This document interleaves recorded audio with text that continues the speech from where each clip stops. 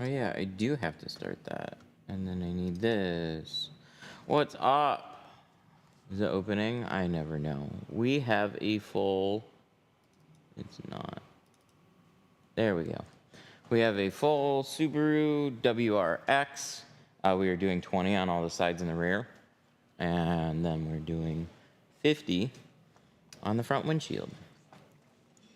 I already got the quarters out of the way, I'm sorry.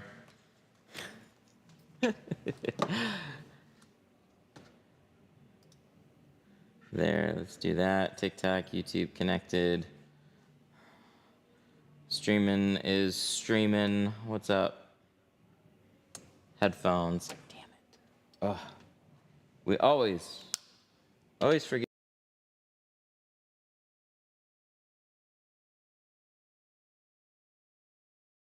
Streaming. This is like the weirdest problem.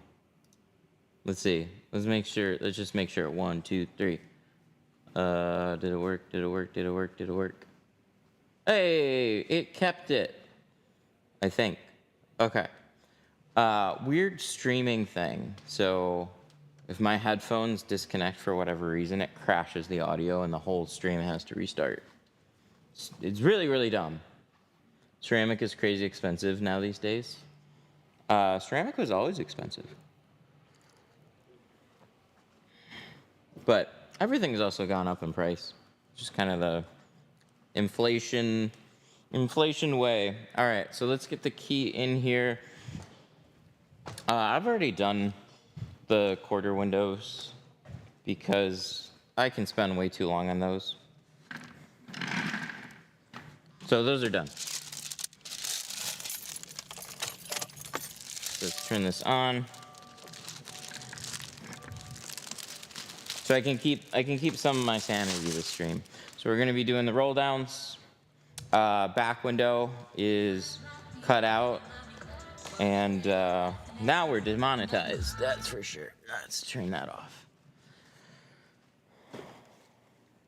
So let's roll this up.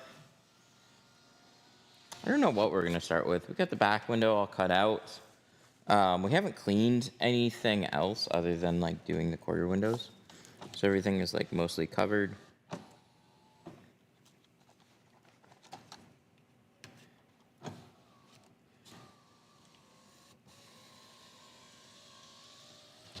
There we go.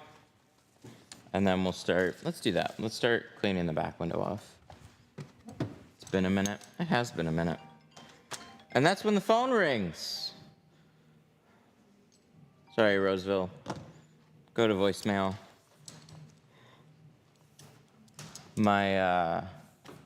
Our AI autoresponder will get to you.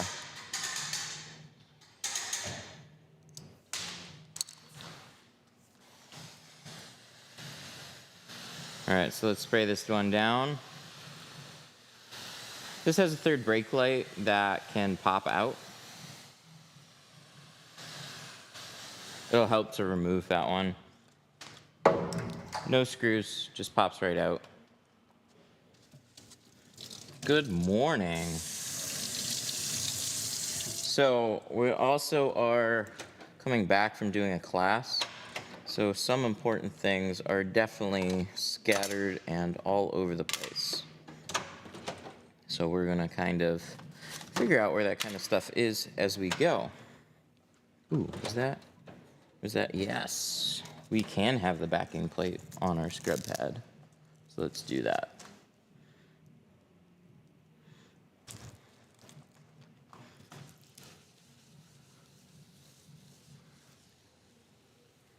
So some people ask if I have customers wash cars before they come in.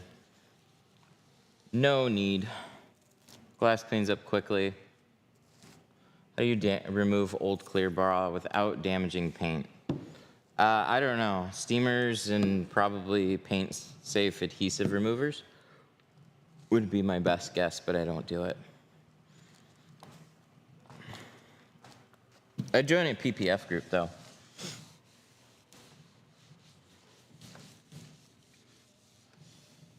I tinted my Tesla with ceramic. The small windows was hard. Mind if you show me how you do yours. The small windows The quarter windows on the back?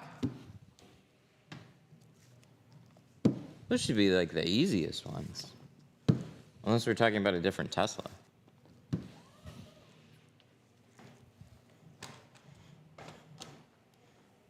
There's like some sort of crazy overspray on it. Honestly, look up any quarter window video.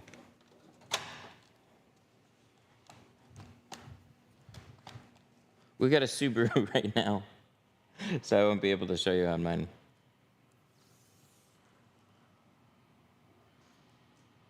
But a tool that can help just reach back farther, because you're not really going to be able to do it with a handled squeegee.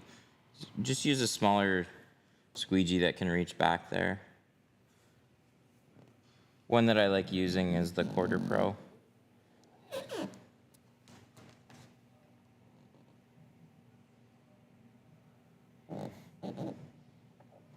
Wow, this really has some stuff on the back window. Almost like, I don't know. It's a little oily. Quarter Pro, these are nice. They come with 2 handles, one shorter, one longer one. I use this one all the time. Keep it in my tool belt.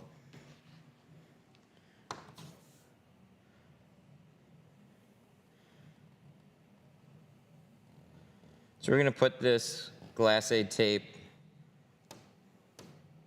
around the edge, and we just line up the inside edge of the tape to line up with that border. So we're not overlapping it, we're just matching it. This year is so boring. This year was exciting as all hell.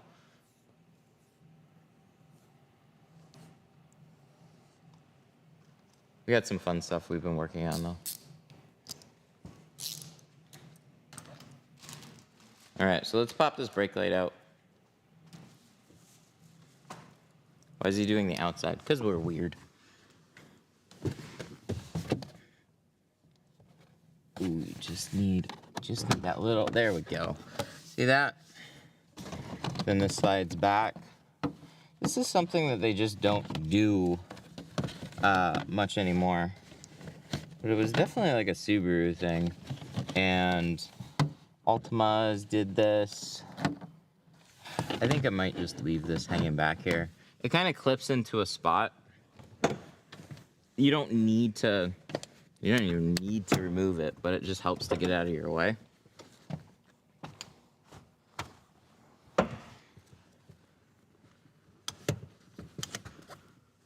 So there we go. That's all the stuff that we needed to remove. Just depends on how much I want to fight with it right now. Not much. Not much, really. Won't the tint get damaged? No. No, because we use fancy outside tint. What's your favorite vehicle and least favorite to tint?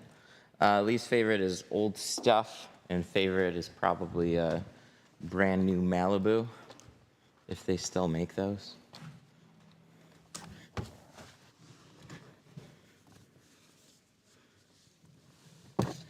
All right, so this one has a fair amount of stuff on the inside of the back window, so we'll spray it and scrub it down and make sure all that's gonna come out before we cover up the outside of the back window. So we can't clean that in the same way that we can a door window. What car? This is a Subaru WRX.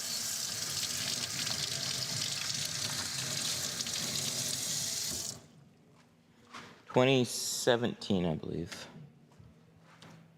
When they were still cool.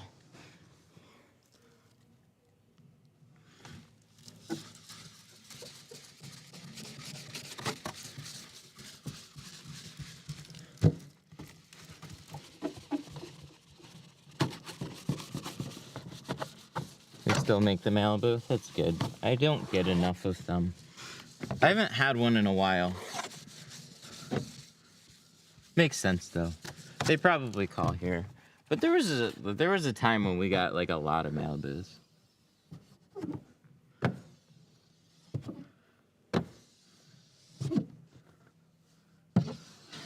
Okay, that's cleaning up really, really nice. This is a tri-edge scrub pad.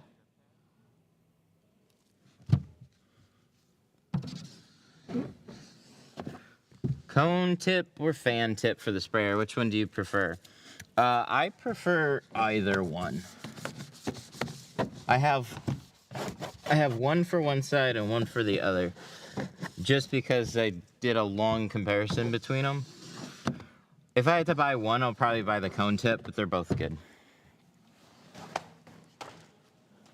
Do you have a favorite car? Malibu. It's easy. I've got a new Malibu coming in this week. I'm jealous. Send it over here. I'll take it.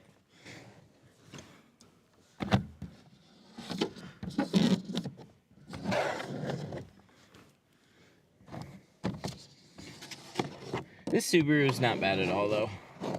Just the quarter windows, but I got those out of the way, so I'm good now.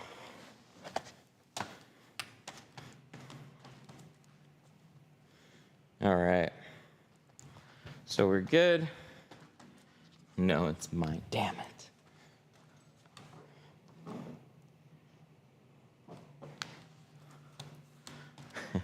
What are the odds? I'm about to try tinting my windows for the first time in your life. Nice. Good. All right. Let's coat it. Been watching you since you had around 70K. Yeah, crazy, right? We just hit 300. Those are numbers I never thought the channel would see. But keep on keeping on.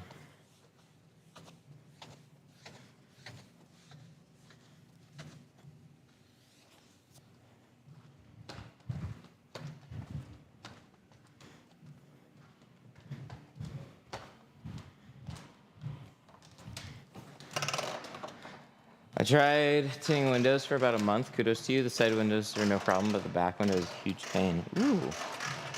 Depends on the person. You can get the side windows. You can definitely get the back window. Once you understand some principles for shrinking, it becomes a lot easier.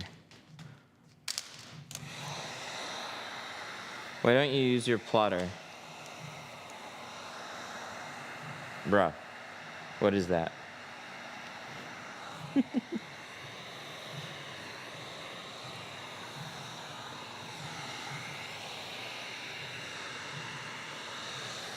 Was that DSP? No, that was a soap bar.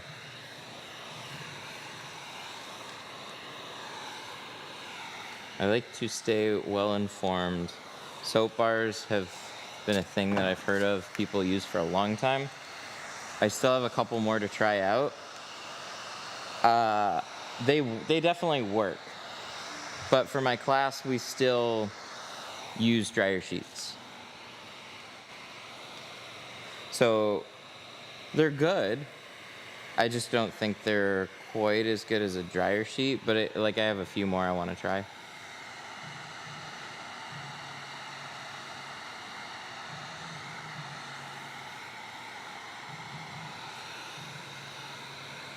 Really impressed how fast they dry out, though. Way quicker for setup, which is nice. Dries a lot faster. Yeah, no kidding.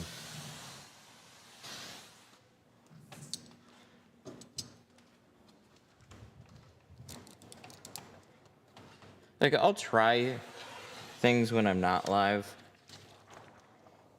And soap bars are just always one of those things. Like, I've tried a little bit, but never had a nice application, really. I don't like just trying to smear the soap bar on it. So the applicator pad was part of it. And then they really differ, just like dryer sheets. So some of them are extra sticky, most of them haven't been very sticky. They're like, for some people, they're really gonna like it. But for new people, I still think snuggle is going to be the way to go when you're showing people. But I still like to play around with options. So I plotted the quarters. So I got a nice back window all ready to go. Cross your fingers that it's going to fit right. How do you not get smudges from your fingers? You get lots of smudges from your fingers, but we haven't peeled the liner yet. So it's just, they just wipe off. We use the soap bars. What soap bars do you guys use? Ivory. I have a Dove bar right now. And then when I'm at the store, I forget to get other ones. That's part of the biggest problem. I would have tried this long ago. But, you know, you go to the grocery store for other reasons, and then all of a sudden... Wait, why did I glassate this when I got a plotted back window? That made no sense. Oh well. I don't see you using Geo Apex very often. No, and I'm surprised I use it as much as I do. More so in the hot summer days, but even then, Geo Apex is not something that we advertise. We have it on our site, and so people that ask about it, it's interesting. People that have not, or like have done some research and are just wanting like the absolute best ceramic, they'll come in asking about Apex.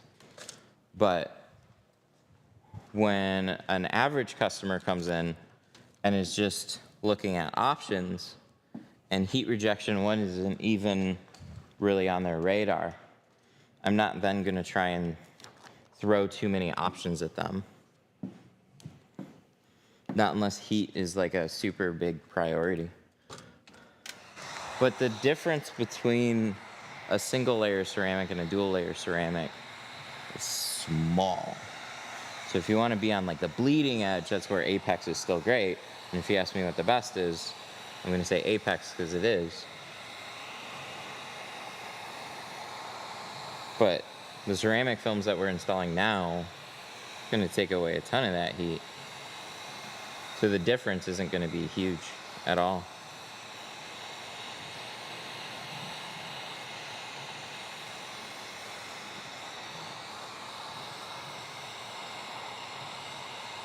It really comes down to the price difference between the two. Dove bars. Yep, I'm using Dove bars right now. But there's like 100 different types of Dove bars. So they're all gonna act a little differently. Formulas are gonna change.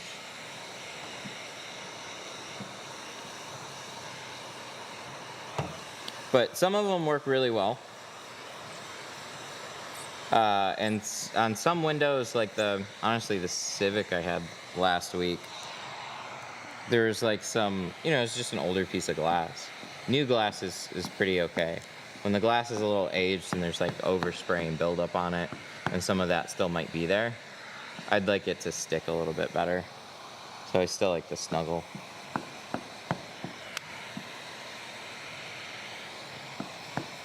My luck, I crease right there.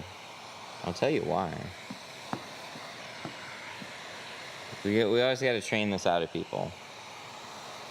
So there's a few reasons, and so let me get this side knocked out, and I'll explain it on the other side.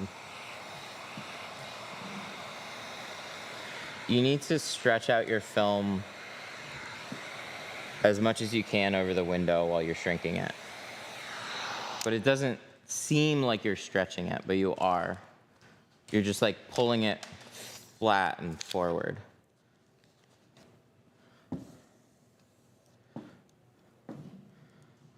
So let's start shrinking it. We'll use the bottom first.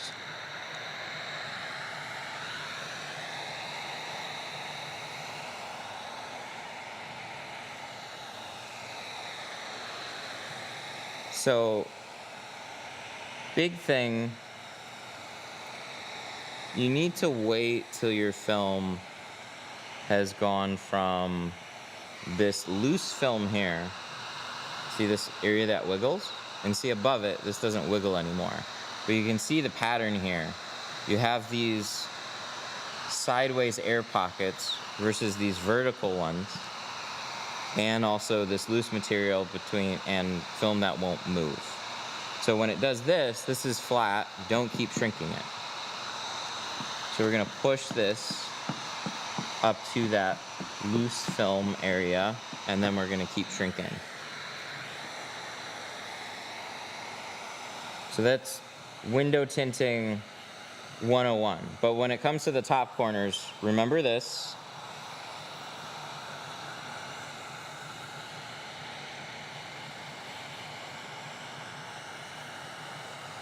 We're just gonna go through, see?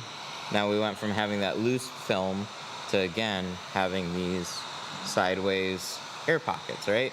Those will all get pushed forward or at the angle. See this one? It's swooping this way. So instead of just pushing it down straight, I'm gonna match my card with it, and I'm gonna just push it and stretch it out at an angle. Everything is gonna stem from the center and kind of go straight, and towards the edges and corners, it's gonna go outwards like this.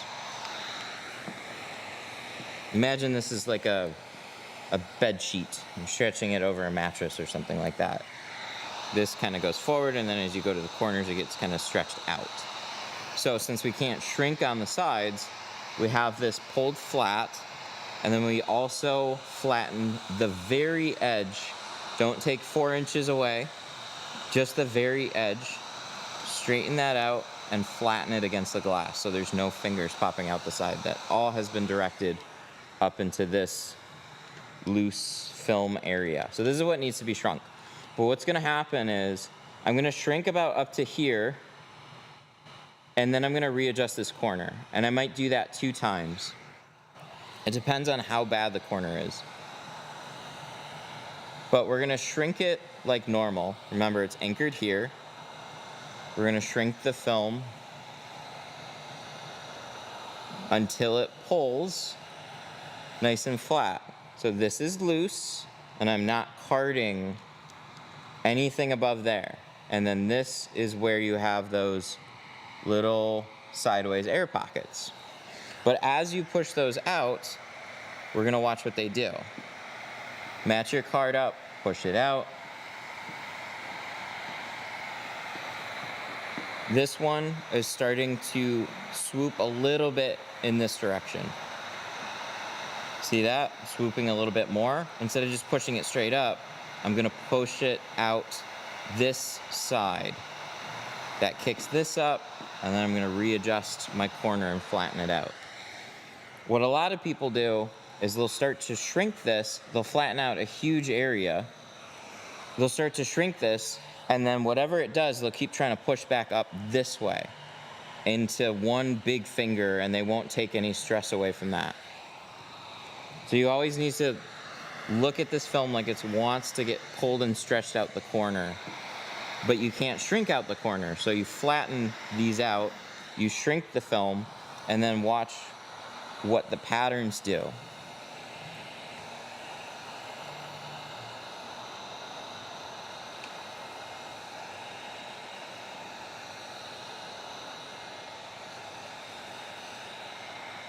Okay, so that's like another like 4 or 5 inches there.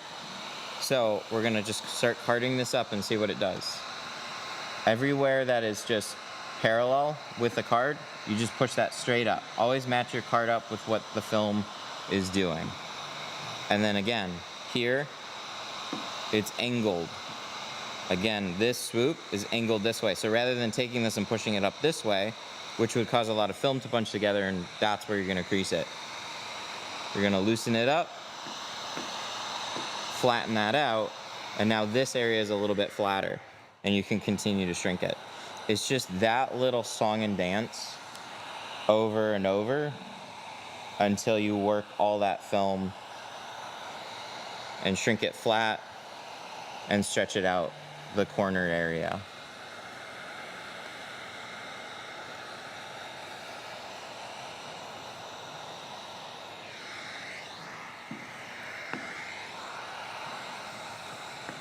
Is somebody trying to like set rules in my own chat? Because we'll just ban you instead. All right.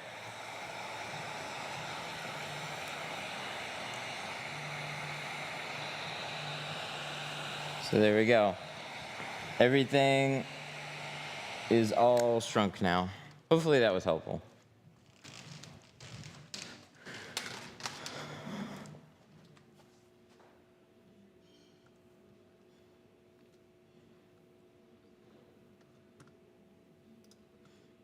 I always get info or good info. I always get creases. I don't. Let's see. Here. Yep. I'm gonna. Oh my God. I'm gonna ban somebody here. There we go. Bye.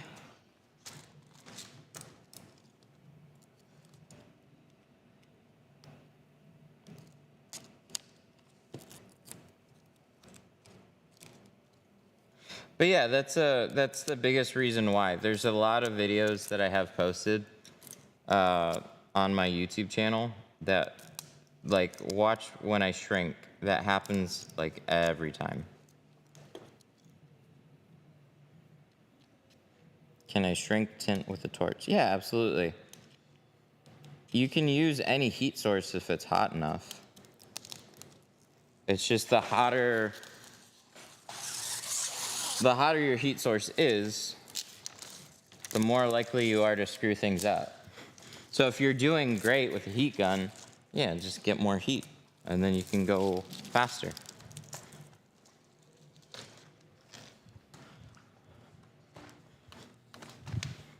What temp did you use on your heat gun? High. Always put these to high.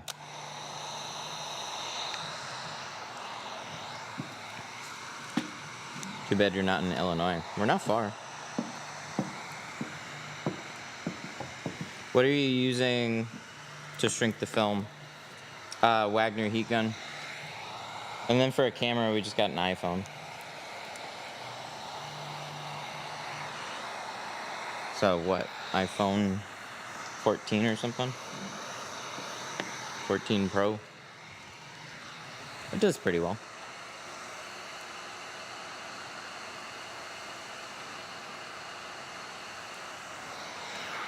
Should I remove stickers before shrinking tint? Stickers on the outside of the window can get in your way. If you've tinted before, you shouldn't have too hard of a time shrinking over them. But if you've never tinted before, they're definitely gonna make things a little bit more difficult on you. But how are you reading the chat? I listen to the chat, but you guys are also on the monitors. Look, that's you.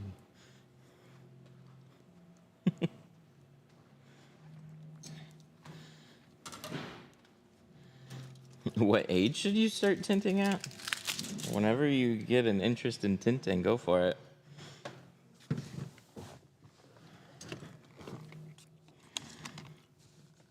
Yeah, I have, the chat is read to me through text-to-speech. So just every comment. I hear it all. Or at least most of it. Age 4, yep. Start very young.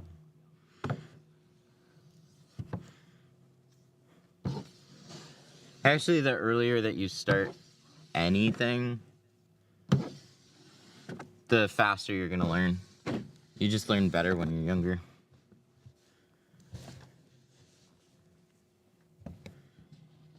I didn't start till I was like 20.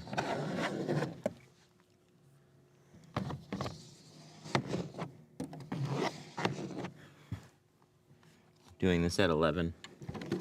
Well, you do need somebody to pull in the cars for you, though. That's the only problem. But you'll grow out of it.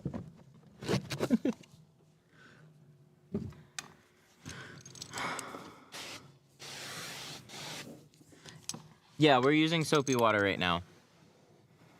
Nothing crazy. Just some soapy water with tint slip. I'm gonna clean this off one more time.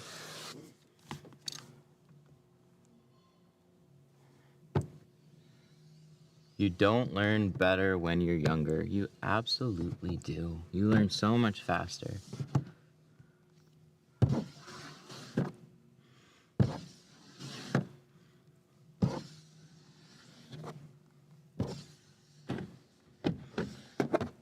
Older people are slower at learning.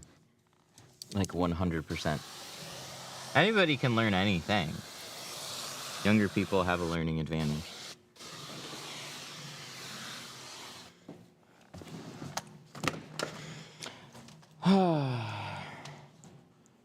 Have you thought about doing a video on how to run a good Facebook ad campaign? No.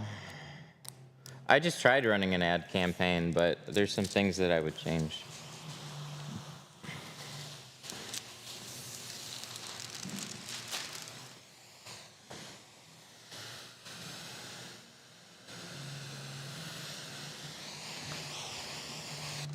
It's just older people have experience, so you can pull from like a lot of things.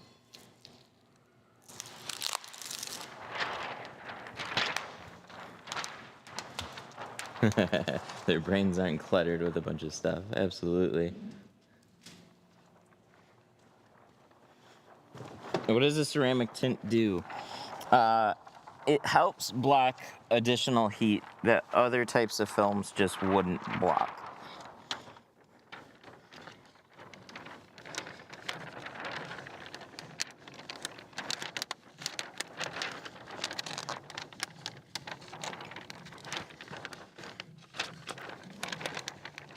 So we Frankenstein the back windows, and then we roll the front windshields. So you'll see both. Especially with this brake light. Far easier for me to do back windows this way.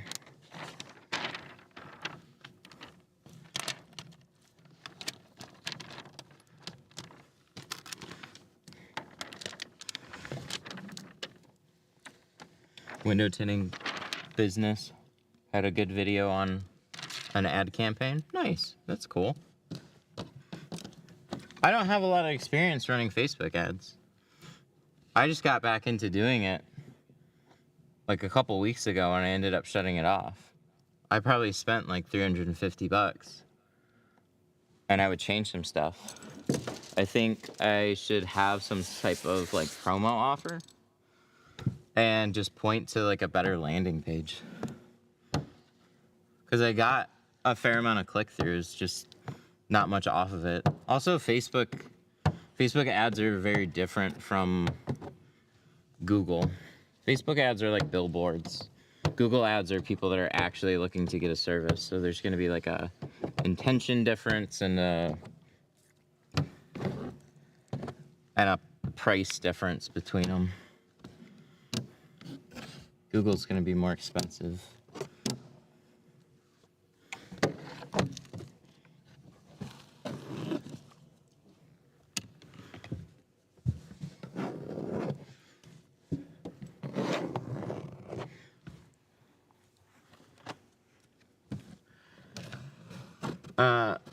Do you try and trim the rubber on these quarters? Nope. Nope.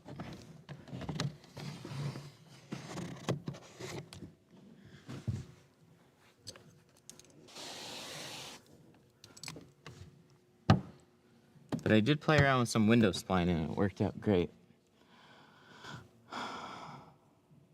I used ChatGPT to write my copy. I also offered a $15 discount until November 1st.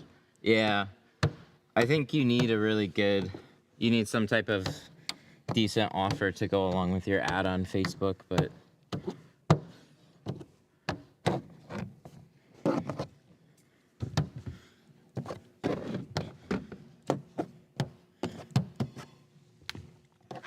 when you come across somebody on Facebook, they're not necessarily looking for your service. There's a chance that that person might be interested in getting your service. They're not going out of their way to search for you. On Google, they're going out of their way to look for something. But yeah, I just don't have a lot of experience with paid ads, so I'm not really super qualified to go through all the little details. But I did learn a lot from the last one I tried to run. Wow. What the fuck? Hang on. Let's switch this. There we go. When did that switch? It's more of selling your service on Facebook.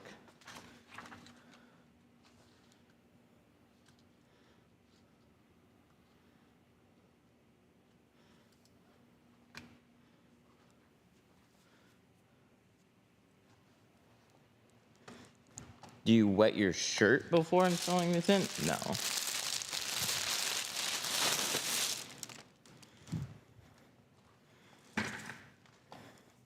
Just wear something without a bunch of cat or dog hair on it. All tint and hoodies, though, most of your imperfections are coming from your actual application. Like, that's the thing, is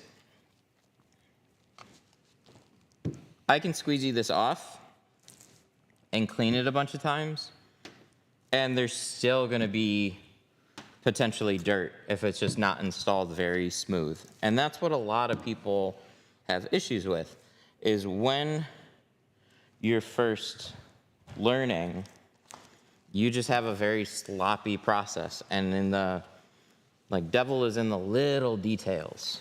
So everything matters.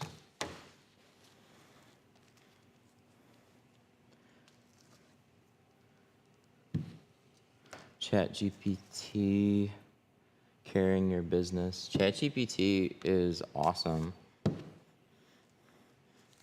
Not just for writing, but ChatGPT is like insanely helpful in a bunch of ways.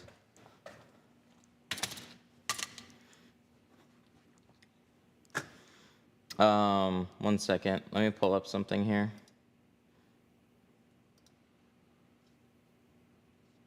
No, not that one. Here, I'll just open up a new page.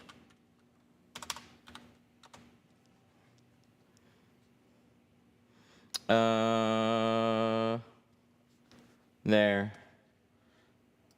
So this is something that we have now connected to our phones and our socials. Why is it cut off right now? Oh, that's so annoying. Hang on. Let me refresh. There we go. Okay. So let's say I want tint on my truck. Great. Could you tell me the year, make, and model? I have a 2010 F-150. What are you interested in tinting? Front doors. Are you also interested in doing the windshield or just the front doors? Just the front doors, but I'd like pricing for both, because why not? What's the main reason? Just wanna make it darker. And then so it'll tell me about the different options that we have. No, I need a price. And then look, front doors only, full windshield only, and then front doors and windshield. Oh, that's so nice. Yes, I'd like to schedule. And then it'll take me to our booking page. I like that. That's fun. So we're using AI for a whole bunch of stuff now.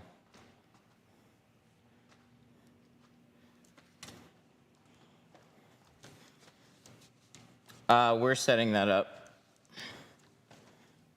And we're finding out what situations that we need to adjust for as, like, the more you use it. Because somebody messaged us yesterday and was like, hey, I just had my windows tinted, blah, blah, blah, blah, blah. And then it asked for, like, their phone number. And it's like, it already has their phone number, but How did you make it? We just did.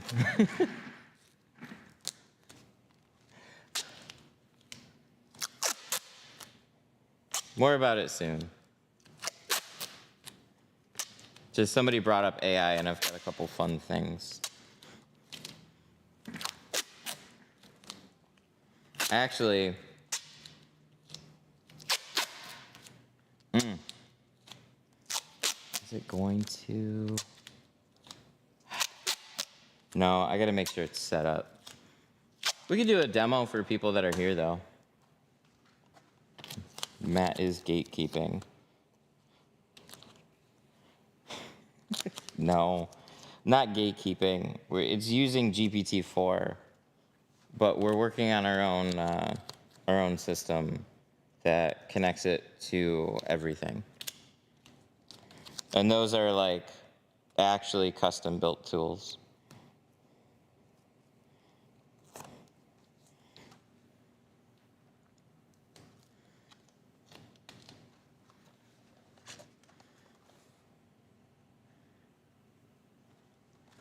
So it's nothing that you can just like do over the weekend. So there's a lot more to it than just that.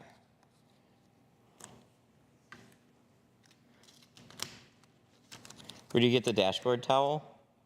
GeoShield has them. I still need to get dash towels, like actual just like towels for dash towels. If you didn't tint, would you be in the tech industry? That's what I looked into first. Like I was, went to aviation mechanics schools. I've always been interested in fun tech stuff. Matt can gatekeep all he wants. I'm not gatekeeping. It's just actually not something you can just like go sign up and do.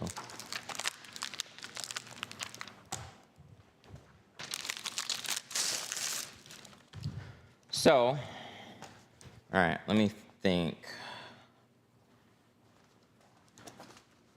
I'm gonna do something really quick. It's fine. No, it's fine. Okay, I'm going to call. I want somebody in chat. Here's my hand. I want somebody in chat to think of a car. So let's say you are interested in getting your car tinted. You call a shop and you want to ask them about a car. I just want to show that there's no funny business here. Give me a car to inquire about and what windows to inquire about. I want to pull something from chat just because I like chat. A 98 Honda Civic, 2018 Ram, and a Lexus IS 300. Okay, we'll pick one of them. We might even ask about both. Okay, so I'm going to call this number. This is the Tintly Magic Phone demo. This demo is going to record and transcribe what you say, and then send a text message summary to your phone after the call. Please pretend to be a window tint customer and leave a voicemail after the beep. Let me know what your name is, what vehicle you have, and what windows you want tinted. Are you ready? Here comes the beep. Okay, chat's gone crazy, so some of mine have gotten lost here. So we got a Honda Ridgeline. So, hi, I'd like to get my 2006 Honda Ridgeline tinted. I'm interested in just doing the full windshield. I'm not sure what shade to go with. I just heard heat rejection or ceramic tint is a thing. Would like to get that done as soon as possible. Give me a call back. 24. Oh man, I can't say that. How about this? Matt at Detroit Tint Studio is my email. Thank you. Okay. So now with that, we're gonna wait. We're gonna wait because I'm gonna get a text back. There's my kids. Hang on. If everything works, I'll get a text back. If everything breaks, then I won't get a text back. So right now I'm just waiting. And crossing my fingers that everything's gonna work. Oh, come on! It fucking broke. You see what I mean? When you want to show people, this is why we keep testing these things.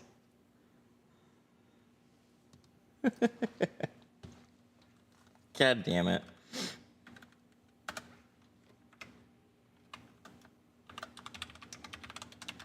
You think it works, and then it breaks, and then I have to go in and figure out why it broke.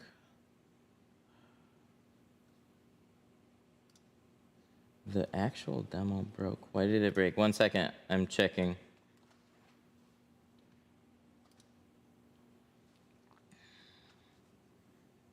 Make. Oh, it did the. It did a problem with the. Okay, I'm gonna do this again. I know why it broke. And then until we, but it's good to have another error that we can sort through. I'm not gonna leave an email this time. Sometimes it's weird about emails, which is why.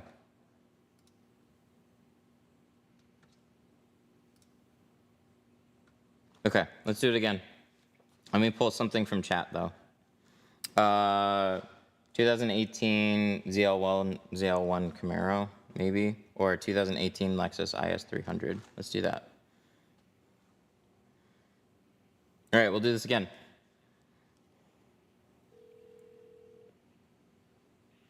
This is the Tintly Magic Phone demo. This demo is going to record and transcribe what you say, 2008 and then send Chevy a text Tahoe. message summary to your phone after the call. Please pretend to be a window tint customer and leave a voicemail after the beep.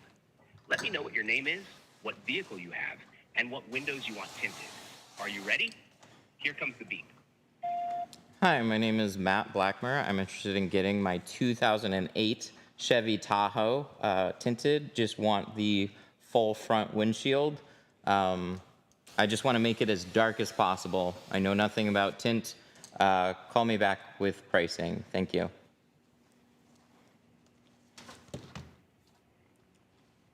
So now we wait, because it's got to actually process that. So still don't have anything on my phone yet. I'm waiting. And I'm waiting to see not an error.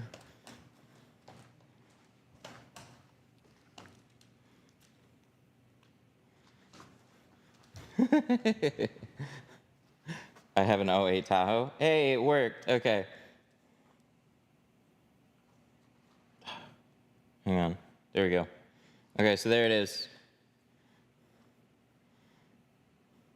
Matt Blackmore is interested in getting the front windshield of his 2008 Chevy Tahoe tinted as dark as possible. You request a callback with pricing. So it's got my name, screwed up the spelling a little bit. It's got the year, it's got the make, and it's got the model and what we were interested in doing. So why that is cool is because it just adds it to the customer profile. So that could be a voicemail, that could be a discussion with somebody. So you could be having a conversation with a customer on the phone, and then it processes and takes notes and adds it to your customer profile. So you could take a phone call while you're working and not have to write everything down.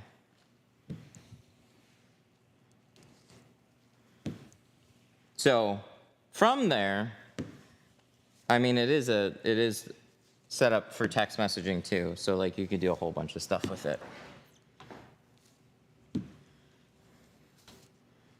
You can have it send them a link to your booking page automatically.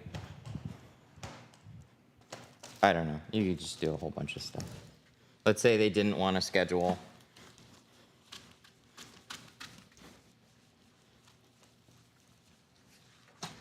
You can just do a whole bunch of stuff. What company did you use to host your website? my business website now is through Detailer's Roadmap. I don't remember who they used for hosting, but they did it.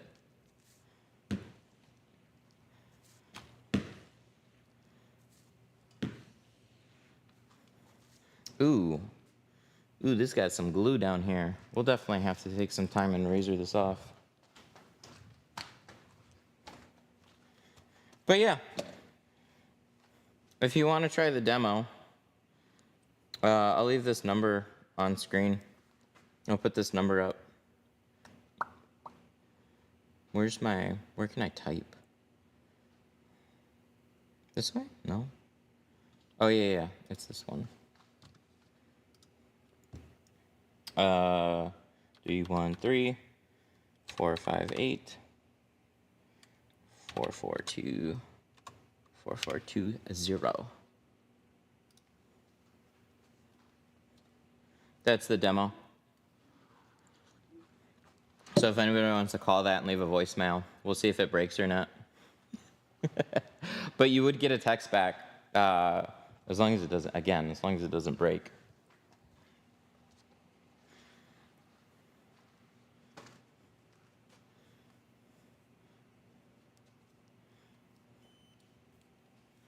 Okay, so we're gonna outline this now. Let's get back to tinting some stuff.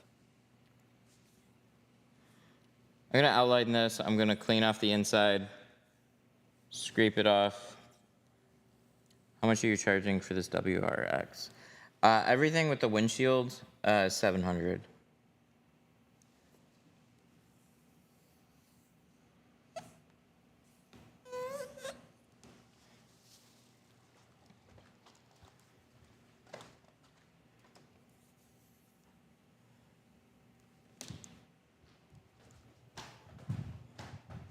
Let's go ahead and line this out.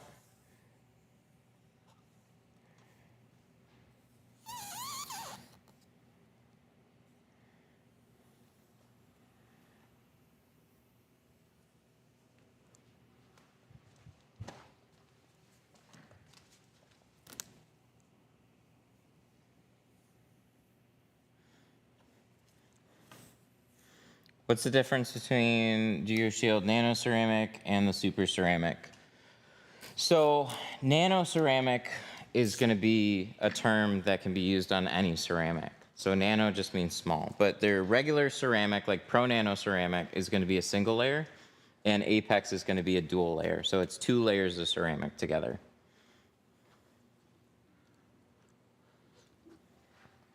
Yeah, we're using ceramic right now.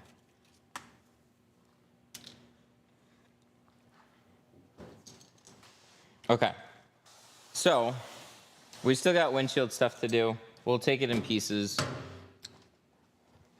because we got doors to do.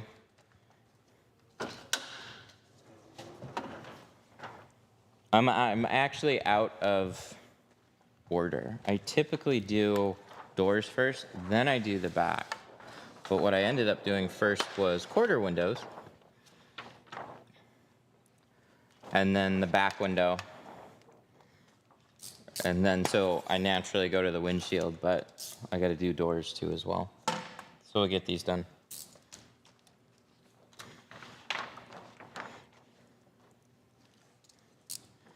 I'd like to see you demo the Tint Club film with how cost effective it is. I just don't see what the point is.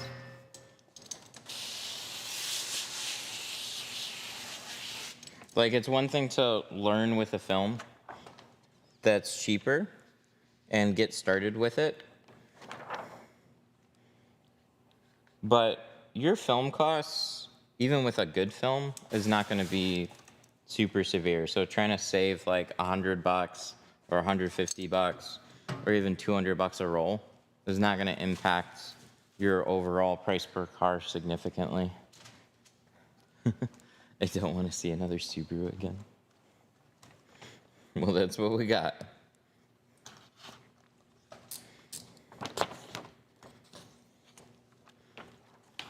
Are you about to cut 2 films at once? Mm-hmm. Yeah, we're double cutting the front doors. So we overlap 2 pieces of film together, and then, yeah, we're gonna trim them together. Just helps save time.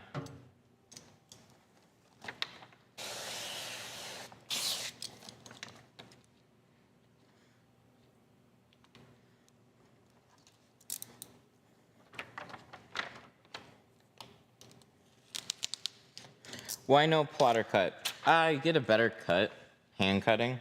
So while plotter still is really nice and can give you a great cut, I like hand cutting, especially because what you see on doors a lot is like the final, like how well that top edge matches. So I want to get just a really close edge. I want to get as close as I possibly can without going over. Did you flip one film so it's not backwards? Yes.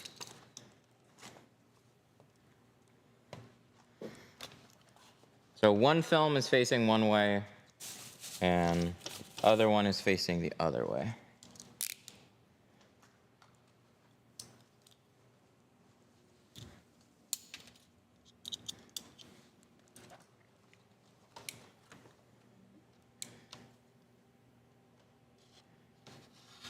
Thin blade time, yes.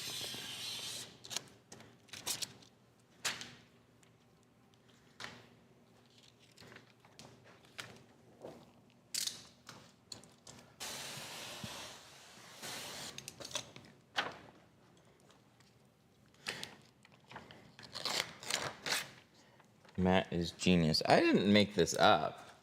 Somebody else showed me how to do this. There's plenty of other tint geniuses. I've learned a lot from community.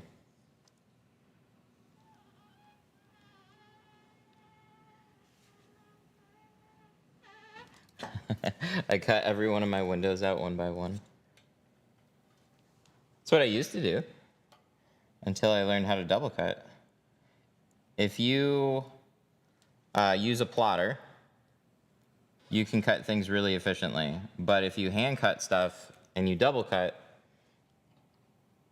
you'll be almost as fast. Depends on the situation though.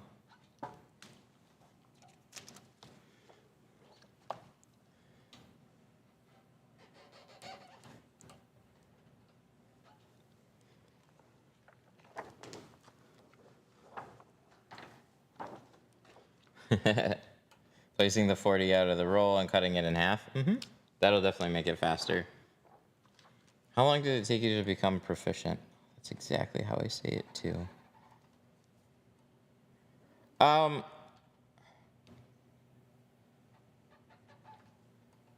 don't feel like I was an especially fast learner.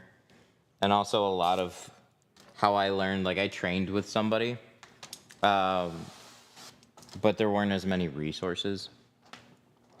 So like I trained with somebody at a shop, and that's how I got my start. I was also going to school at the time and not really like, I didn't think I was going to be a lifelong window tinter. I was going to aviation mechanics school. I was going to do other things. But then I just kept sticking with tint. But probably about a year. A year before I really felt like I was much more competent in most situations. And just like, you know, not getting your ass kicked all day every day. And there were still days that did. But it's kind of like where it started.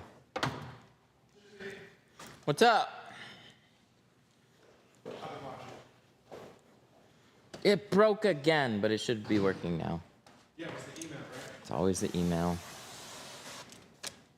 Yeah, I was afraid it was going to break because you didn't leave a name.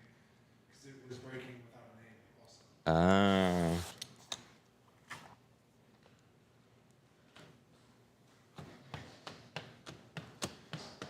Yeah, I switched it like... It's like, we have to set it to like detect text with an @ symbol, and if there's no @ symbol, then throw it throw it in the other workflow and then it should be good. I think. I don't know. Yeah. Yeah, that's right. But these lenses are just this color. I instantly subscribe. Thank you. I appreciate that. That's Mark. He did a lot of the programming.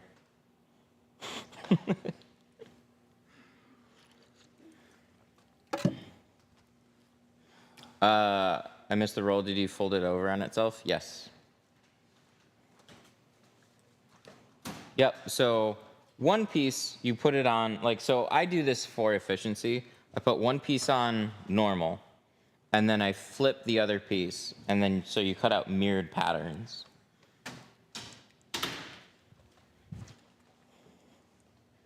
You gotta verify TikTok here. There we go.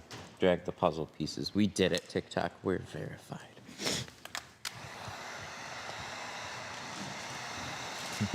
Hi, Mark. Tried shrinking Walmart tint to the rear window. It was impossible.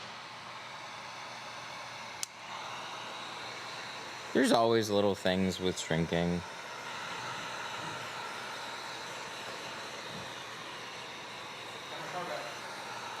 Nice. It hasn't broken yet? Wow. That's a good sign.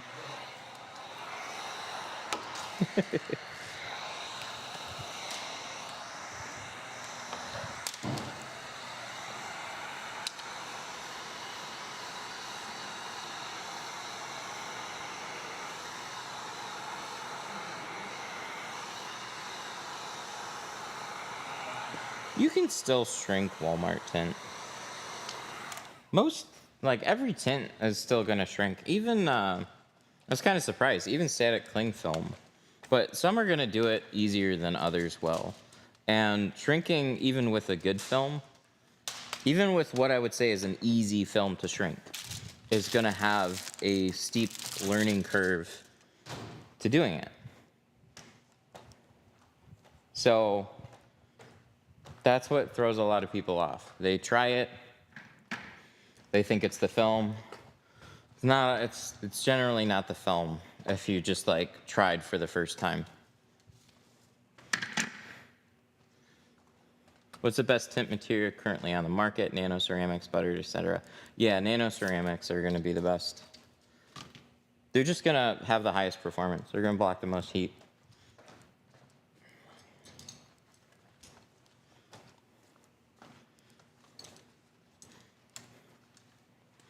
All right. Is cheaper film harder to work with? No, not necessarily.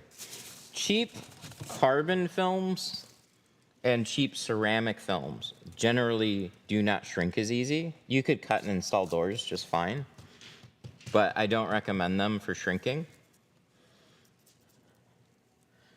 Because carbon films used to not shrink very easily, but as the films have evolved, some ceramic films have gotten a lot easier to where they're just very comparable to most other films in terms of installation.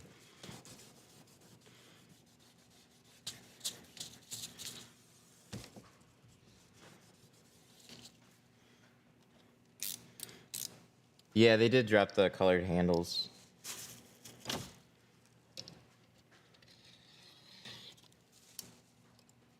Is there a different approach to shrinking window tint that has reflective color?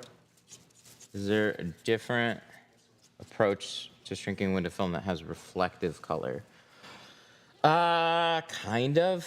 You want to be a little bit more sensitive to how much heat you're placing on one area, because with colored films, you can ghost it. So too much heat in one spot is going to fry the color. This would be nice. PPF. Nice and flat. Is there such a ceramic tint that has dark on the outside and light on the inside? Yes and no. A good quality film, no matter what type of film, is going to do that. So it's just always going to be easier to see through, but that's just how tint is. It's an illusion. So all your light is on the outside. So like you're driving in the daytime and you have a dark interior. So like whichever side has the brighter light source, that's going to be the area that's easier to see. So if at nighttime, if you have all the lights on in your car, it's going to be easier to see inside your car. But if all your interior lights are off, it's harder to see in your car with any tint. And then a good quality tint is just easy to see through. What about the corners? Sometimes mine don't stick. They might be getting creased. You can also heat up your corners before you roll the windows up.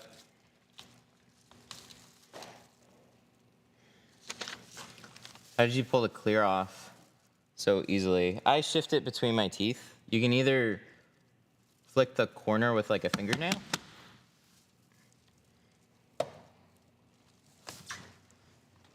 But I have a long time habit of just like shifting it between my teeth. How can you schedule a car for a stream tint with you? Oh, you can just schedule an appointment and then we'll try and stream it. If we know that you like watch the live streams, then we like extra make it a point to try and live stream it. Not all our customers know we even have like a YouTube channel. They just want to get like their cars done.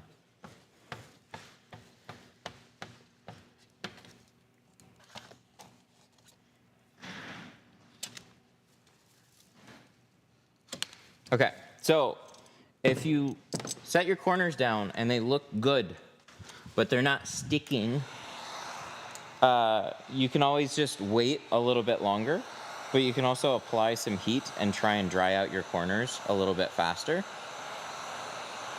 It just depends on the film. Some films don't have a super aggressive adhesive, and some films, or like maybe you just added a lot of soap, so you got the film in place, but you got to make sure that those corners are tacked. So before I roll it up, I'm going to make sure that those corners are stuck, and just in general, like that the pattern is not going to move. So I heated them up so they're a little toasty, and then I'll spray it so it's got some lube, and then like I'll give it a little wiggle test here to make sure like if I push on it, is it fixed in place? And you can roll it up. Usually I'll just roll the window up, but those are some things that you can try. What's a good beginner film? TV will save you quite a bit of money on Amazon. I don't know how long the film's gonna last, but definitely like under $100 per roll. Can't really beat that. Free shipping with Prime, like come on now. You don't need a good film to practice, but I'd stay away from cheap carbon and cheap ceramic films. You find a cheap dyed film. Always look for like a cheap dyed film. And now, cheap, like carbon is an alternative to dye, and there's good quality versions and there's bad quality versions. So it's just a economical way to still make film. So it's slowly replacing dyed films, just because a lot of Asian countries are focusing on doing carbon films instead of dyeing films. They're doing carbon, and more people are buying them because it blocks more heat than a dyed film. So they're just becoming more popular. But if you buy the cheap stuff, they generally are hazy, and they don't shrink very nicely. What cars will give beginners issues? Every car. Every car is going to give you an issue. But if you can stick to stuff made like 2010 and up, most cars are going to be a lot easier the more recent that they were made, just because their cars have gotten easier in general to tint than stuff like 2000s and back. And then also the cleaner the cars are, that's going to make it. Do you run ads on Google? Not yet, but I want to.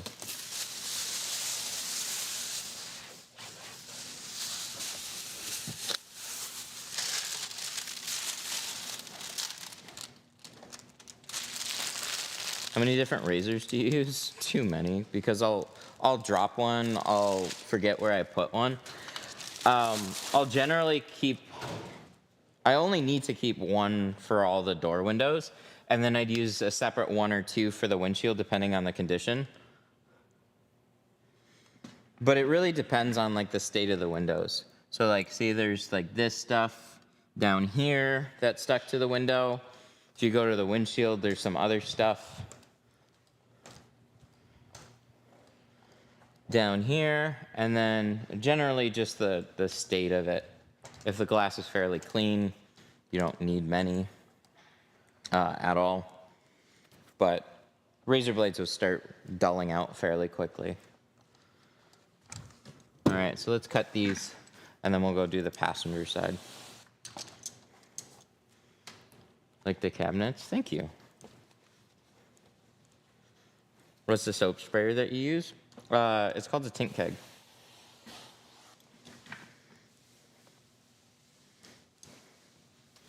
What do you do with the black spots on the windshield? So like the dot matrix, that's just gonna stay. They're gonna silver out, that's just what they do.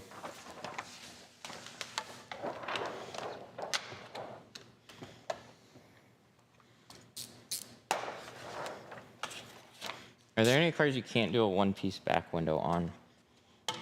Not really.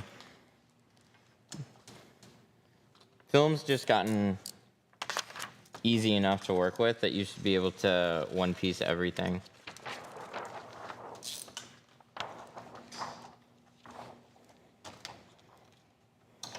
Should I get Expel? Is it a good film? Yeah, Expel makes good film. I mean, just look at their stock price.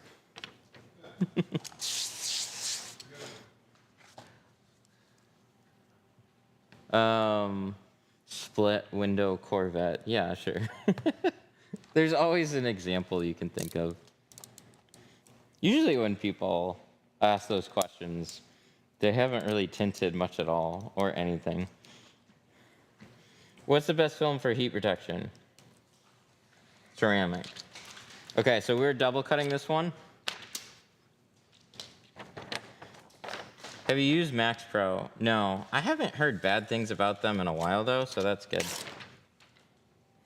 Max Pro had a bad rep, and never really liked their name. Like, what, Max Pro is like what, maximum professional?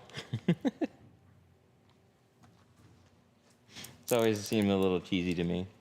Max Pro.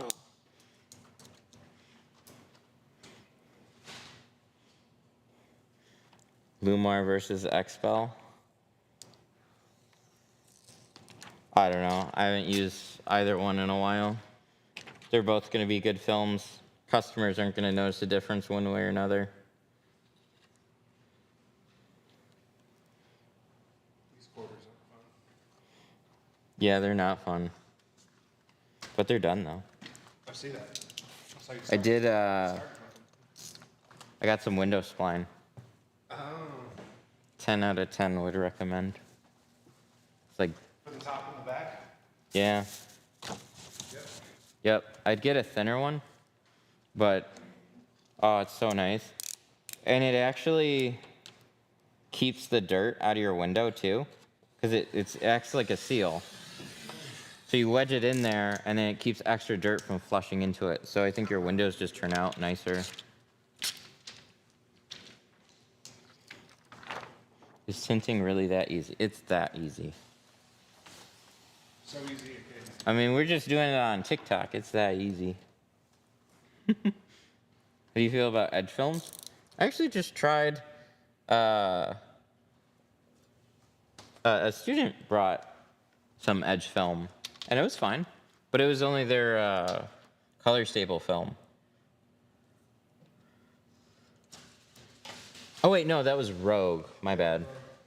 That was Rogue. Solar effects. Yeah, Edge is Autobahn. I don't know, I haven't used it. I'd expect it'd be fine though.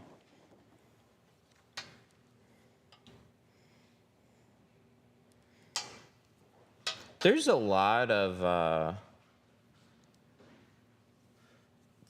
films that you guys could use. Most of you are mentioning films that actually come from like good suppliers and have good companies, like Solar Effects. Yep, there'd be one.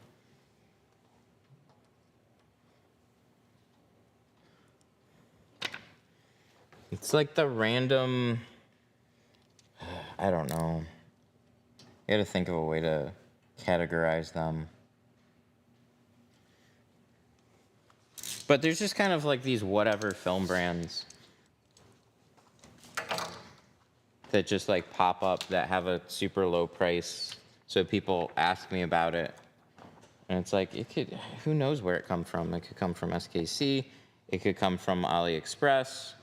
Like, you don't know. Not unless you start asking them questions and they answer honestly. So it's really easy. Like, any of you guys could go order a film and pay like 50 bucks a roll and just get it from like Alibaba and call it a day. Is it good? I don't know. But it's an option. You can put it on and wait 3 years to see if it's any good. Yeah.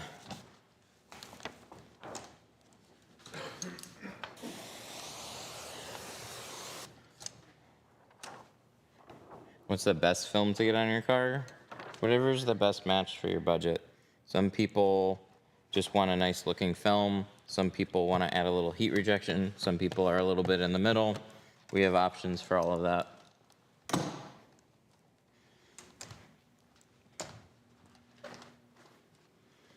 Do you think Tint World does good work? Hard to say. Tint World is a big franchise company, so they're going to have different installers and different owners at every location. So I would hope so. But Tint World is focused on growing Tint World, so they do a lot of things, a lot of services, and I know when you try and grow a lot, you know, you can have quality issues. So it just depends. Some I'm sure you get a fantastic install. Some I'm sure you don't.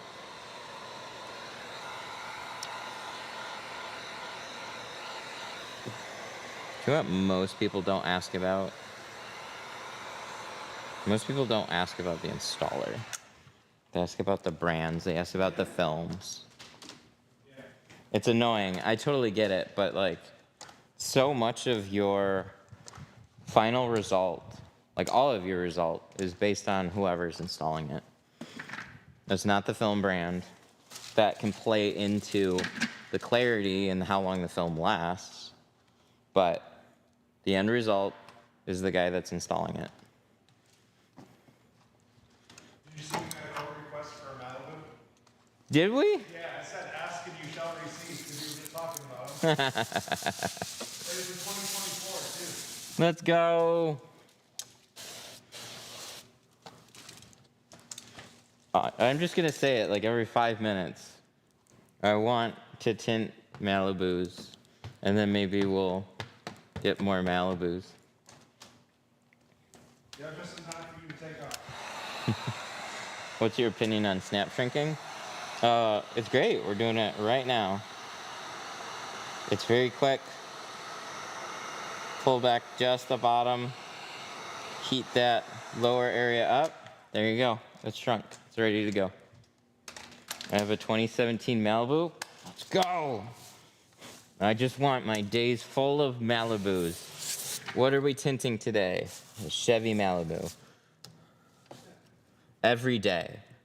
I want my YouTube channel to be littered with Malibus for the next forever. People will be so bored, but I'll be so happy. Hey guys, guess what we're tinting today? A Malibu? A Malibu.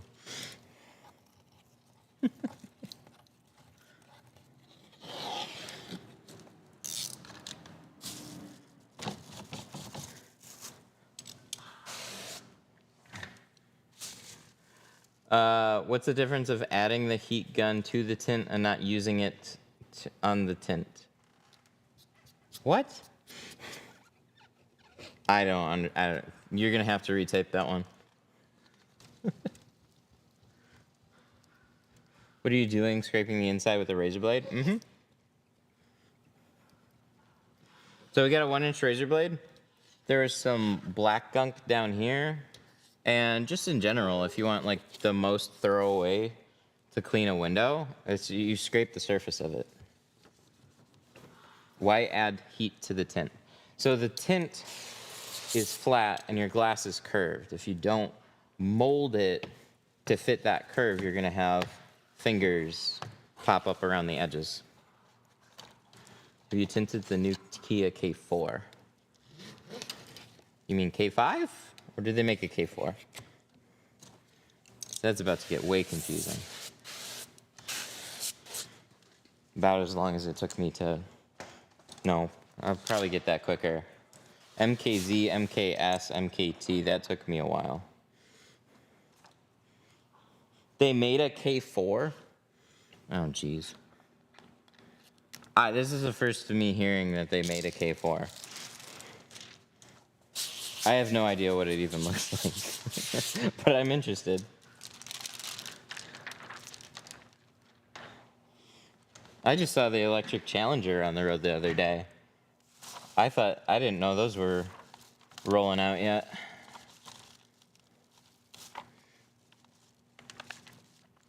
I cleaned it twice and I still get dirt. Yeah, that comes down to your process. You could clean it 100 times and still get dirt. Most of your issues are installation. You gotta focus on where the dirt is coming from. It's not the cleaning, because you cleaned it twice. Anywhere the film bunches up is gonna suck in dirt. Anytime you pick it up, anytime you handle it harshly, it's gonna pull in dirt. Anytime you look at it funny, it's gonna pull dirt in.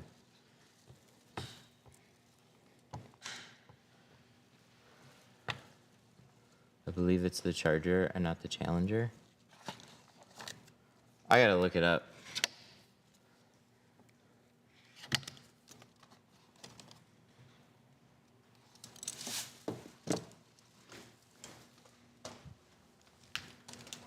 This Sunday I'm about to tint my friend's car. Can I still tint it even if the windows don't roll down?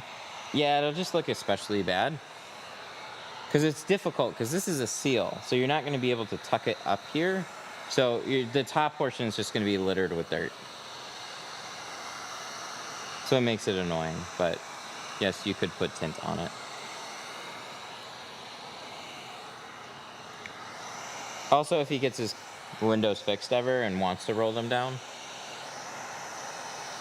I would just try and keep it easy on yourself and keep it cut a little shy of the seal, and then you'll get a cleaner install. Still not going to look great, but it will be tinted in one way or another. Torch or heat gun. I use a heat gun. Torches are great. It's just if you want more and you find a heat gun isn't enough, use a torch. But 100% learn with a heat gun first, and then use a torch if you feel like heat guns are slow.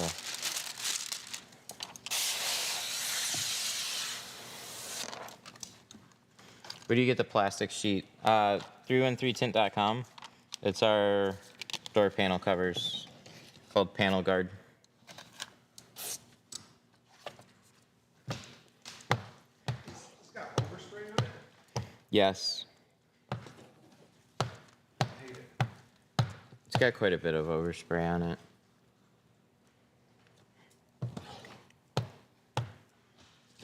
I'm 15, starting to do window tint. What's some advice? Never stop learning. Stick with it. Yeah. Wish I started at 15. You'll be so much farther ahead. I didn't start till I was 20. When you hit 20, you'll be tinting for 5 years. Do all your buddies' cars. Keep learning. You've been making really good money tinting. And you always have it in your back pocket as a skill.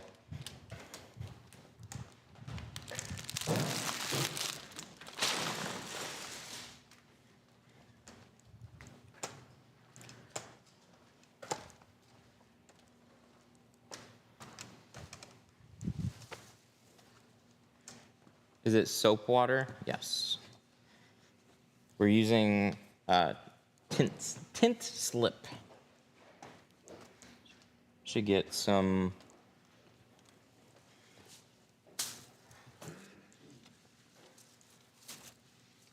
Should get some more towels. Ew. Yes.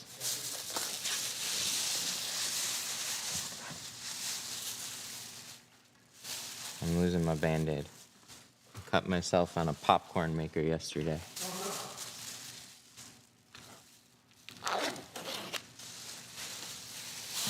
So the door covers, here, I'll bring it up. 1 second here. Let's go. This one? No, that's our.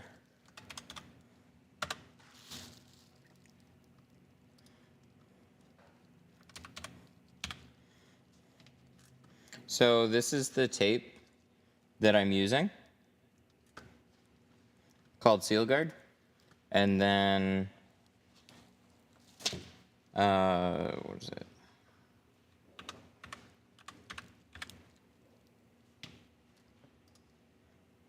This is the door cover. So this is called Panel Guard.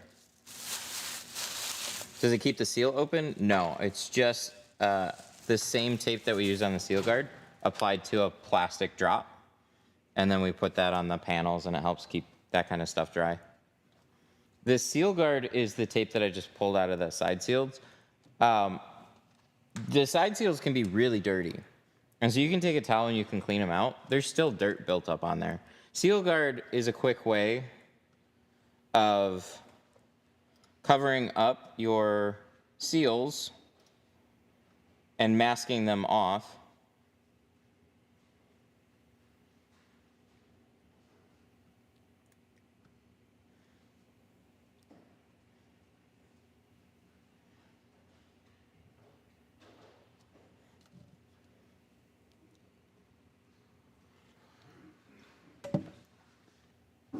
So I put that around the inside seal.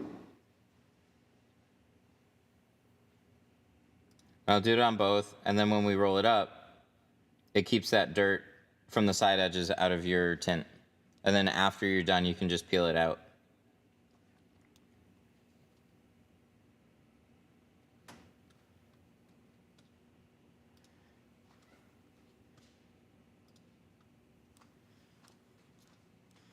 Where does the solution go? It goes out the drain holes at the bottom. So it goes down. Every window or door, it's got a plastic membrane. So these areas and speakers and all that are blocked off from the outside. Because if you look here, what's that? That's a big hole right there. Do you think water's getting in there? Mm-hmm. Water is always getting into your door. And then it drips through and then goes out the drain holes at the bottom. Every car has it.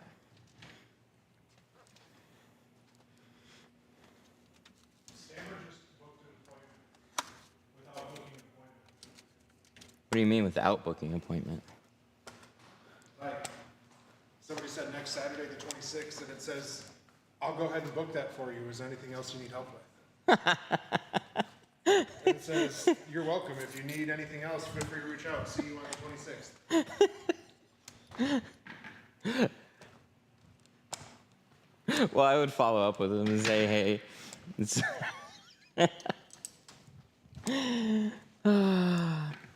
10 out of 10. Good job. And that was after telling them we don't do Saturday appointments. So then it's like, oh, okay, well, we'll make an exception.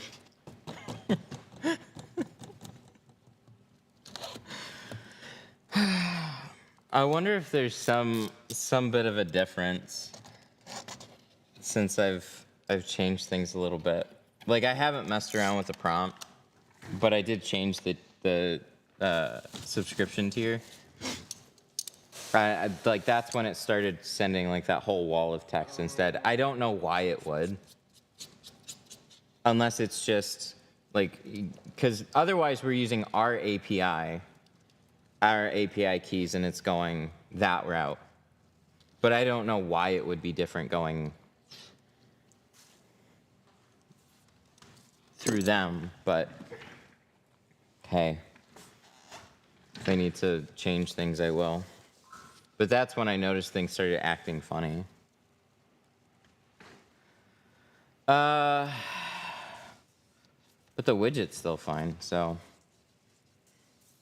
What do you think about AutoZone film? I think it's cheap. I think it's expensive for being a cheap film.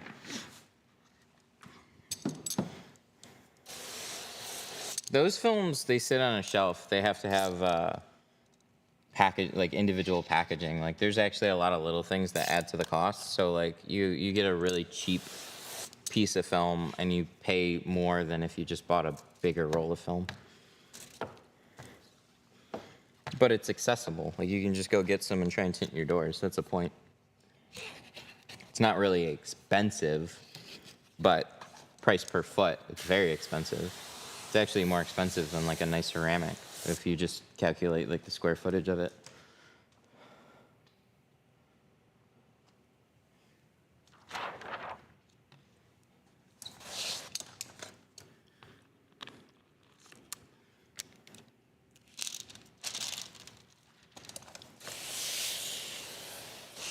All right, so let's get this one installed. So we're gonna pick this up.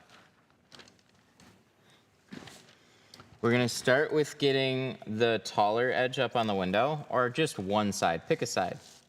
Get this up on the window. You can leave this part just kind of like hanging back a little bit. Put some film up on the glass, and then it just kind of takes care of itself, right? We're not rushing. This needs to be flat. And then we can take it and push it into that front seal. Then we go pull this up, we'll pull it back a little bit, and push it into the seal. As long as you keep that leading edge flat, it'll go right into the seal with very little issue. Missed it. Stay live forever. Forever. Forever. Squeegee out the top portion. Tri-edge, I use these. Squeegee out in those corners.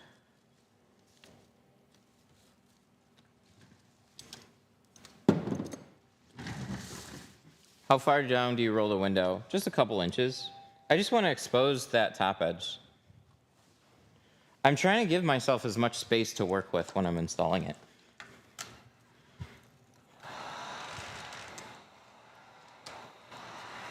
What squeegee is that? This is a hybrid blade. It's in one of their new. They say this is orange. This is like nearing red. They have orange and yellow handles that they just came out with. I put in a fusion order. I didn't order them.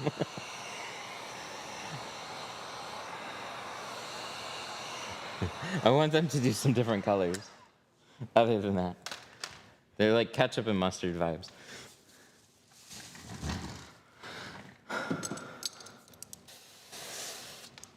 Spray that, and then we'll roll it up.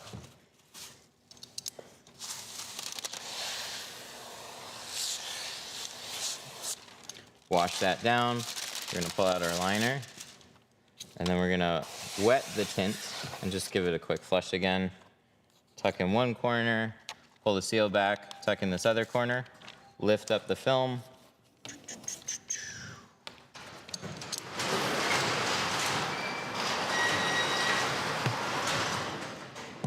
Squeegee, squeegee, squeegee.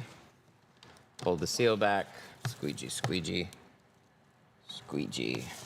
Careful of this. It's not quite, see how it's kind of like pulling back? I don't want to try and make it do that 100 times because if you do that too far, it's going to suck dirt back in. I'm going to try and just get this out in one swipe. There we go. I just didn't want it to crease. If the film isn't laying flat along the side edge, it's bunching up against the seal, or just picked a little dry spot on the glass and is just like sticking there. So you want to be careful because that's where you could definitely fold the tint on itself.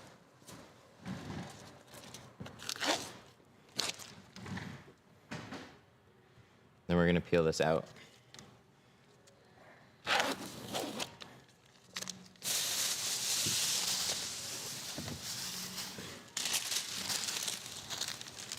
What little triangle was that? I actually gotta go get a new one. It's called the Tri-Edge X. You can see like all this stuff. This is coming from the car. If I see that happening, I don't want to rub this along the tint. We could get to smooth it and try and fix that, or we could go get a new card.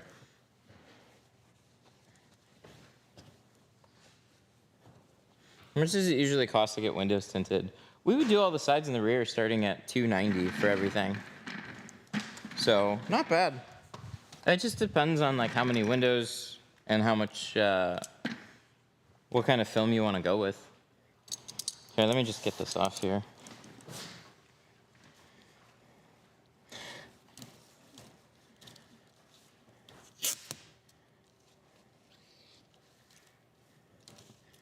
How long do you leave the windows up for? Yeah, it depends. Our guidelines are pretty simple. 2 to 3 days in the summertime, 3 to 4 days in the fall, and up to a week in the wintertime. Just like on those really cold weeks. Truthfully, they could roll it down the windows right away, and they're generally never going to have an issue.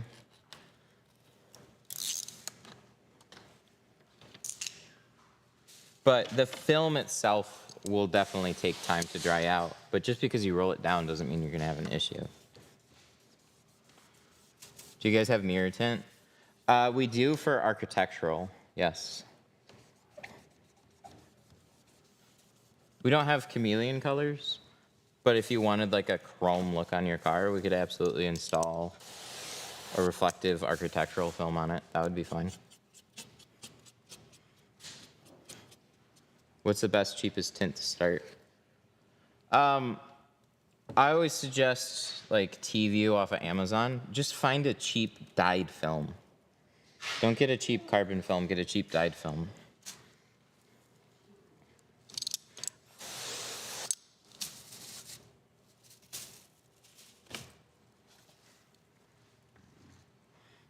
This is kind of interesting.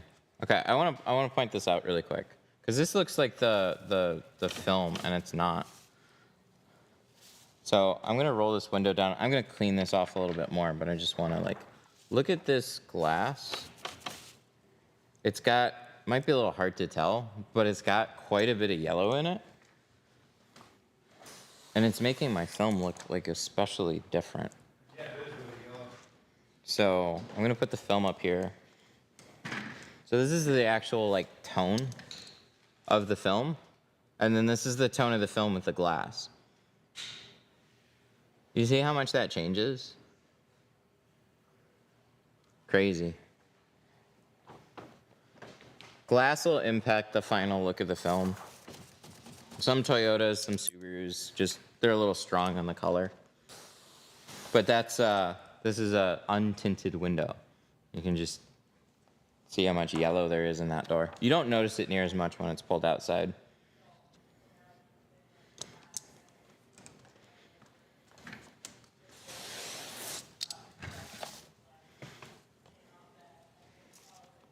Are some films thinner than others? Yes, 100%. It's just another way of making film, though. Generally, if it's a really cheap thin film, then it's just like a poor quality film. But Solar Guard is a company that makes thin films, and they're not cheap, and they're not poorly made. They're just thin. I don't know why, they just are.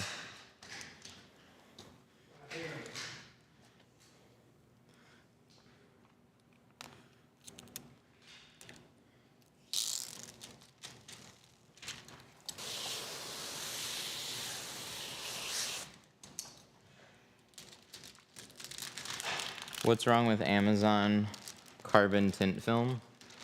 Amazon doesn't make film. So you're just getting a whatever film. The problem is usually Amazon fees. It's got to be cheap enough to seem appealing, and then Amazon takes like 15% of every sale. A lot of times they put free shipping on the seller, or then there's Amazon FBA fees. So like, you're basically getting like a guaranteed poor quality film because it really doesn't need to be a good film. Most people that are buying it don't know how to install film.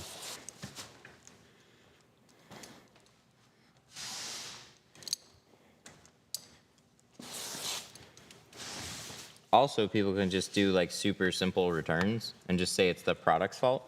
So somebody could buy like a big roll and then just return it. Like there's a lot of risk in trying to sell film on Amazon. So no major suppliers sell film on Amazon.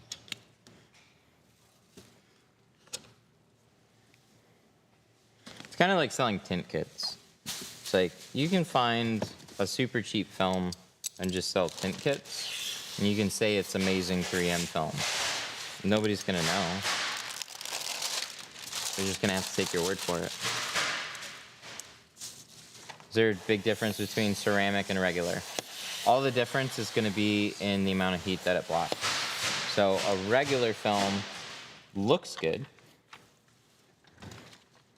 but doesn't do a lot other than look good, which is fine, because that's what most people know tint for.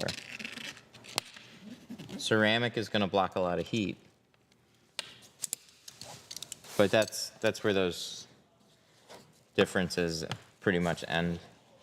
Like both films can look good, both films can last a long time. Just depends on what you're interested in.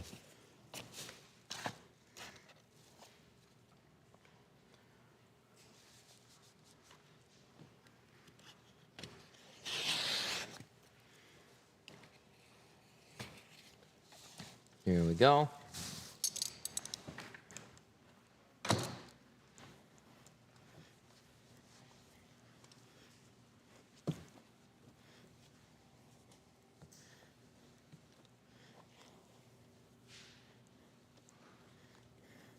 What's the highest quality tint that you can buy? I mean, I think it tops out in the super ceramic category. You have Apex. It's a 2-layer ceramic.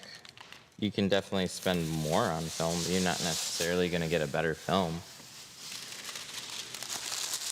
But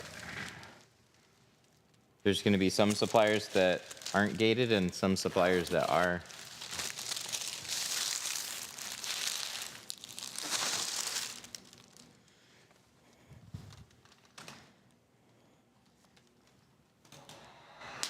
Can you layer tint? For instance, it's hard to find color shifting films that are tinted. Yeah, you could definitely use your colored layer as the top and then do a darker layer underneath.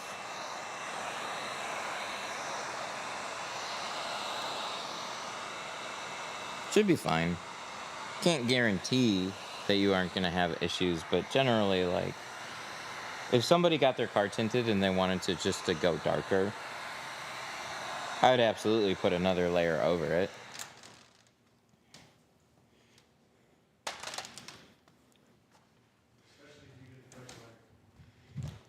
Yeah, especially if we did the first layer. Then we'd be more comfortable because we know what film's on there.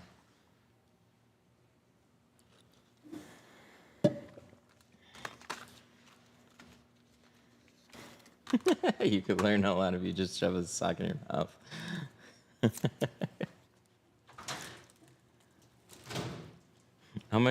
How much more difficult is the regular tint versus the static tint to install? I wouldn't install static tint. Static tint isn't a permanent solution and it looks blurry. At least anyone that I've seen has been.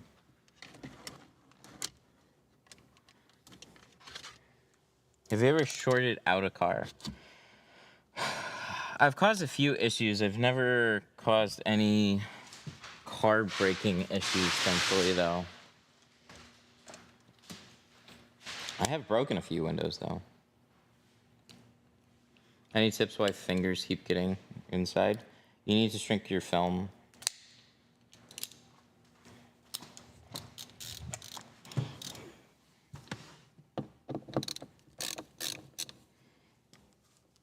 Little T20 screw just pops off.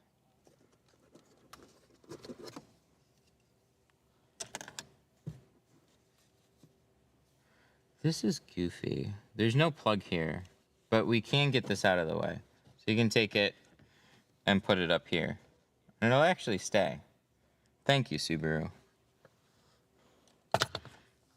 Yeah, of course. LTT store. Yep.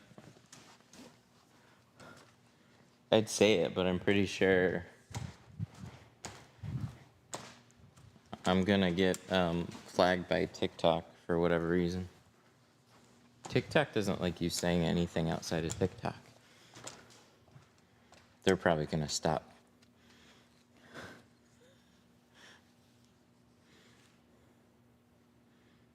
Is that the LTT? You're damn right. I had two. I left one of them in a van, unfortunately. They were the first black editions that they released, so the all black one is gone. I'll get it back someday.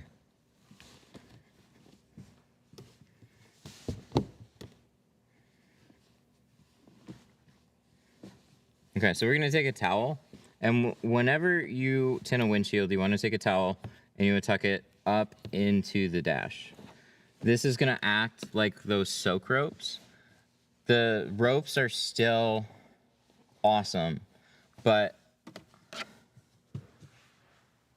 if I don't have space for both, on this one, it's a little snug. A towel should do fine.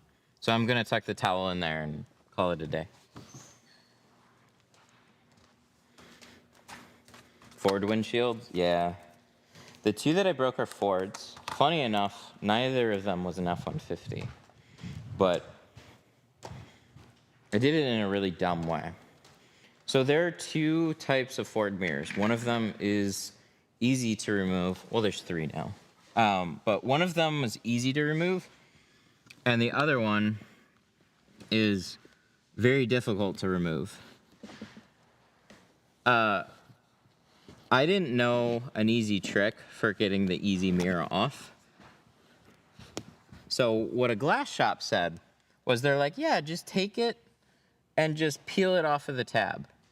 And sometimes it would work fine, but there was a couple that I ran into, and it was like years apart. So that's why I ended up breaking two.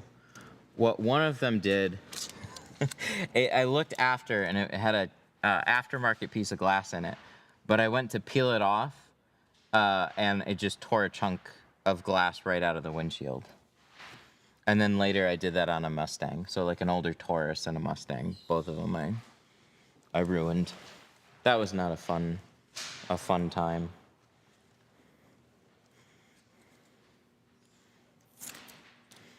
But you can remove them super easy with like a little flathead screwdriver, so I wish I knew that earlier. All right, so before we put some film up on here, I'm gonna clean this off because this windshield needs to be scraped. It's got some stuff on it. This dot matrix too, this is gonna silver out, so dot matrix area is not gonna look especially pretty. That's so goofy.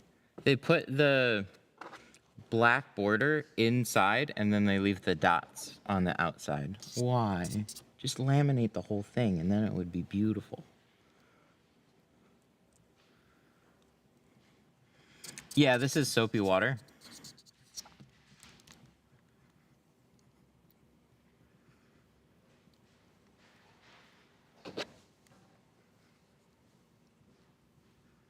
I'm just gonna lightly go over the surface because the lower parts, and annoyingly, that's the hardest part to get to. There's a sticker down here. Like there's residue all the way down here. So I gotta make sure I get that. It's the most annoying spot to get to, especially when you have a camera.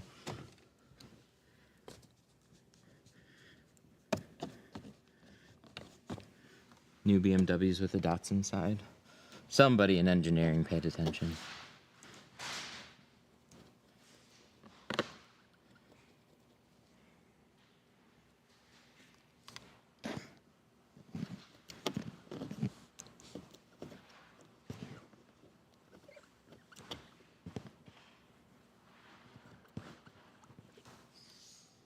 And pulled some glue off of that. That's an easy spot to miss.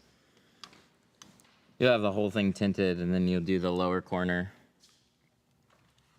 And then it'll just have glue there. It's kind of an unexpected spot to have it.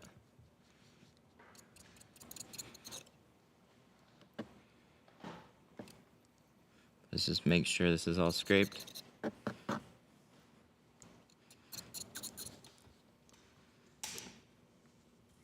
Okay, so that's one side. We're gonna change out the blades and go do the other. Squeeze this off. I have a quick question, ask it.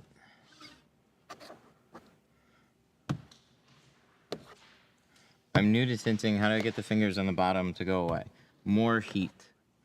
So when you're first shrinking them, and if there were still fingers at the end of when you decide to stop shrinking it, the film was not shrunk all the way. The answer is almost always more heat when it comes to fingers. It's just like you just didn't shrink the film enough. Because it's a symptom. Fingers are just bunched up areas of film. And so why would I have a bunched up area of film? Well, because the film hasn't been shrunk enough.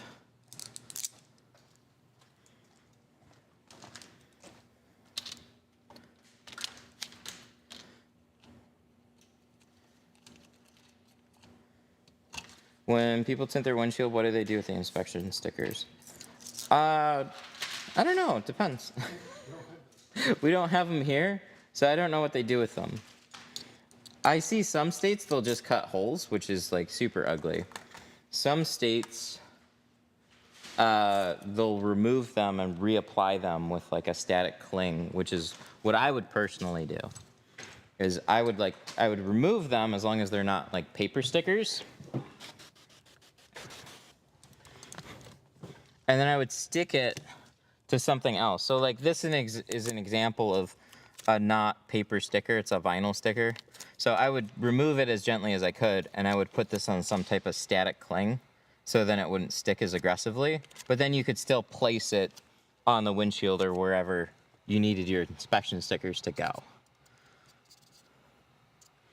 It's just not gonna be a permanent adhesive that's gonna ruin your film.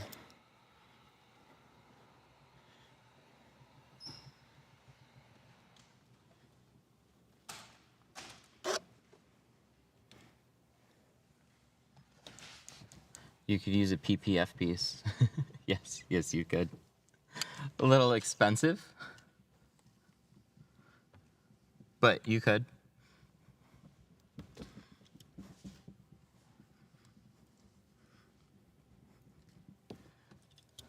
Have you had issues with Apex rolling back off the window? Yep. After you do a windshield with Apex, that's the only area I've ever seen it. Let the window sit, heat up the side edges, and make sure that that's gonna stay. Don't just pull the car outside. I don't know. It's something with the ceramic that's making it curl back a little bit. It's been a problem that has been like mostly resolved, but that can still happen sometimes.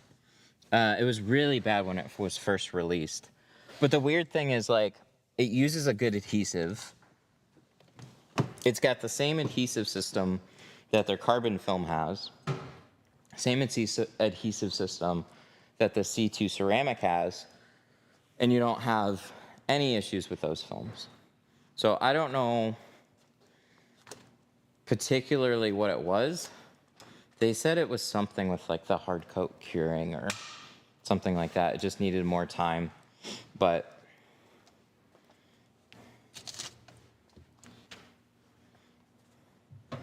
it doesn't do anything long term. So like it's just the initial install can be a little touchy.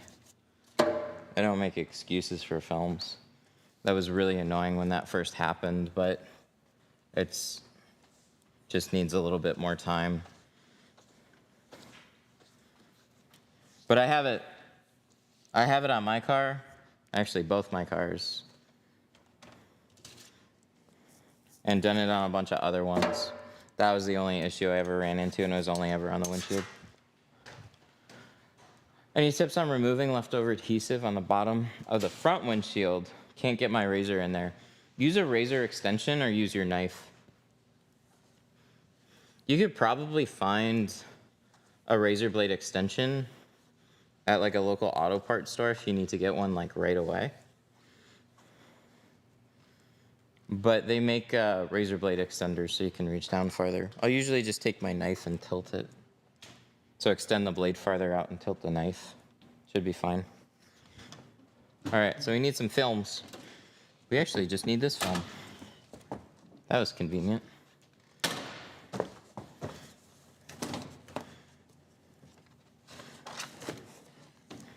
Have you tried Irish Spring? No, not yet. I keep forgetting. When I go to the grocery store, I like forget all the window tint stuff that I wanted to get, and then I'll remember like as soon as I'm at my shop. So we're doing 50% Pro Nano on the windshield. I'm glad I got the inside clean.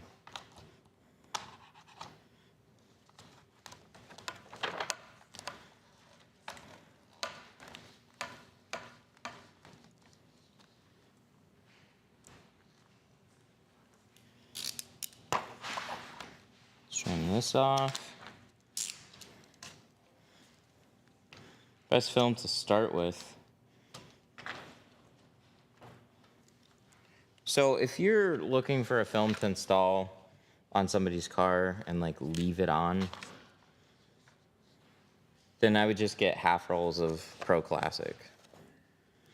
But if you're looking for a film just to practice with on your own car, and then it's going to go in the trash afterwards, I would use T-View. It's just a cheap dyed film. I don't know how long it's going to last, but when you're practicing and just starting out, you should use your car as a playground and just tint it a bunch of times in a row. It's not just about doing it once. You're going to want to tint it a bunch of times. You'll learn so much every time you tint it.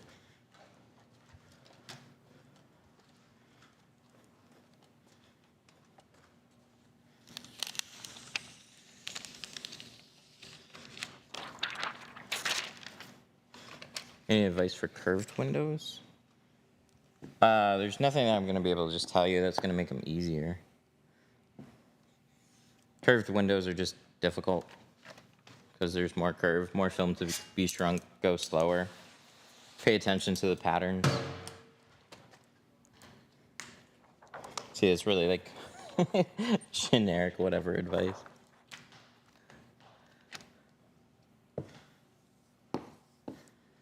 Okay. Yeah, the soap bar on this one, on the front windshield, there's just a little too much like overspray or something on it. It's just not sticking quite as well, so I'm gonna put a wet line on it. That's why I like Snuggle, is like you don't have to do that with Snuggle. But you need your film to anchor down in the middle and on the sides, because as you're shrinking it, it pulls from the sides. So that's why you try and get it to stick as well as you can.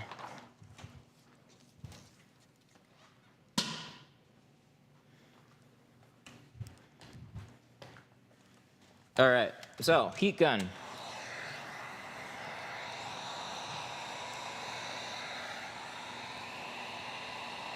Internal rain guards, do you have to remove them? No.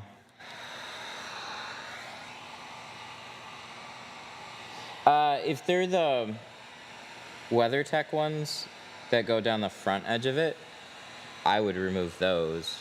But if they're just like the top double-sided sticky ones, no. They're annoying, they'll get in your way. And they press extra tight. So you're gonna wanna dry out your film some before you roll it up.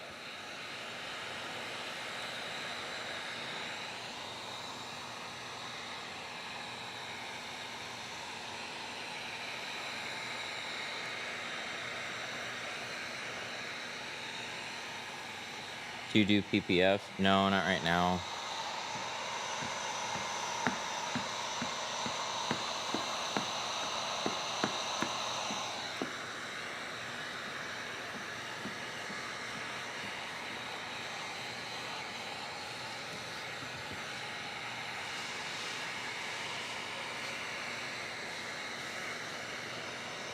This is GeoShield Pro Nano, 50%.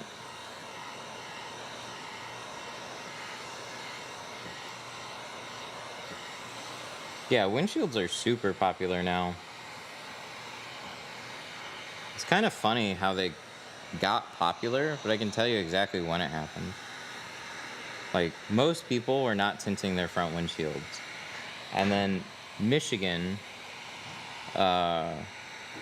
made them popular in this state because they were reviewing the window tint laws, and then a bunch of journalists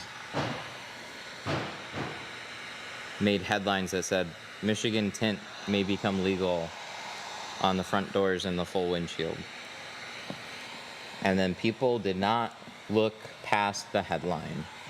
The headline, or the article, said only 70% was being considered. And then the governor never signed it, but there was no news after that.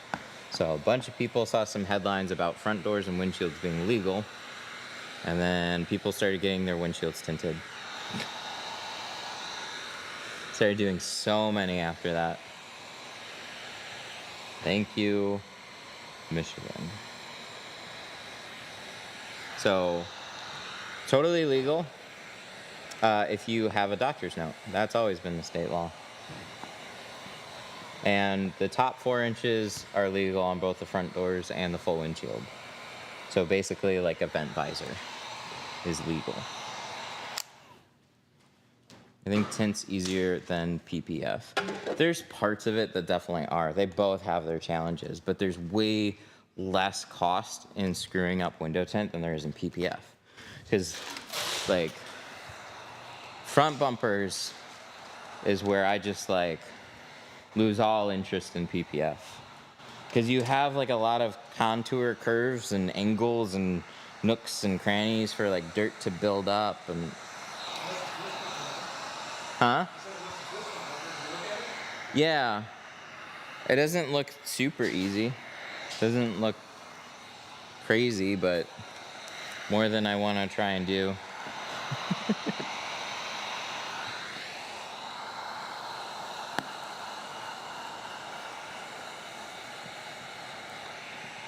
You can flush out PPF, but like you're dealing with bigger sections, and it's exposed to weather after it's done. So if you have an edge that's just not locked down quite right, you're gonna have to redo that entire piece. 'Cause it's gonna lift, and the customer's gonna see that. So much more time consuming. But if you stick to it, like Optical came out from Car Supplies Warehouse. They came out, and we have some videos posted on the channel about it. You 100% can learn it. I think it's like if you had to pick one or the other, it just depends on where you set up shop. If you specialize in PPF and you're in a good area, you can make more money faster in PPF.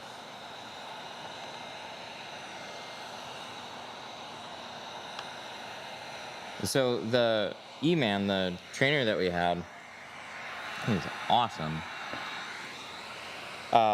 He could do a front end on your average car in like 4 to 5 hours.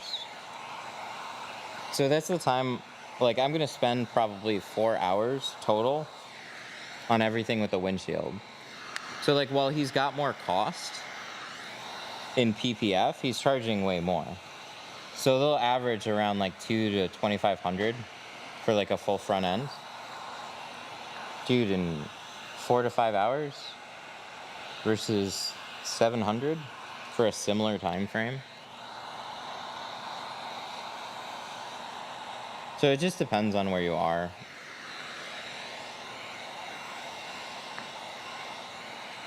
You're able to see at night with 5 all the way around and 35 on the windshield. 35 is totally fine. The 5 is going to be a little tough, depending on where you're driving. Yes, you can see out of it, but when you have your interior lights on and it reflects off of that film, it becomes harder to see. So when you're driving down dark roads, there just isn't much light. Hence the dark. So it just makes it tough. PPF? PPF stands for paint protection film. So it's like a screen protector for the front end of your car. Where's my knife? Ah, there's my knife.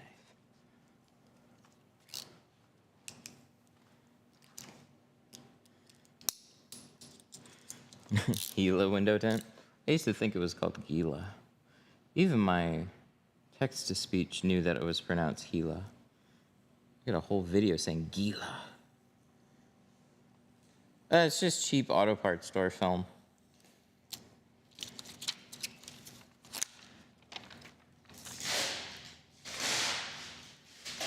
What's the black blade box? We don't talk about those. Those are special. Secret.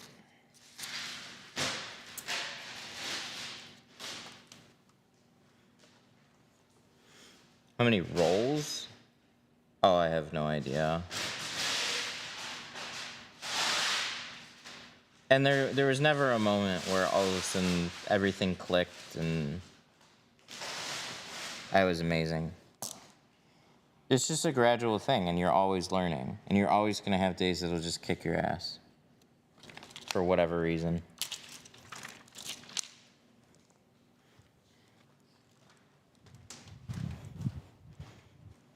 How do you not cut the windshield doing that? So we have a product in between. I'm cutting on this tape line. This is called glass aid, so I'm cutting on the tape line instead of cutting on the glass. But the other part is, angle of the blade and the type of blade that you use. So if you're going to cut on the glass, use a stainless steel blade. Snap them often. So what I mean by that is, like, see all these little clicks here? Snap a blade. And then you get a nice sharp new point. So as you cut, your blade dulls out. When it's dull, it's extremely likely to scratch. So through a windshield, I'll snap my blade 2 to 3 times. After every few cuts, get used to just snapping it off.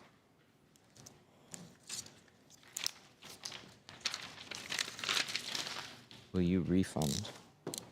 Refund what? See? You cut, snap. It won't scar if you do it right. Depends on the glass.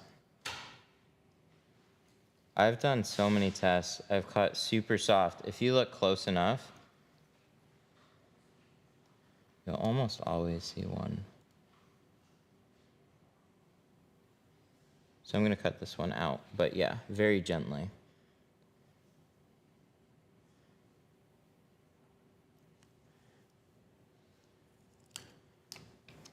There we go. That one's easier to do right then and there. You could also cut that tab out on the inside of the car.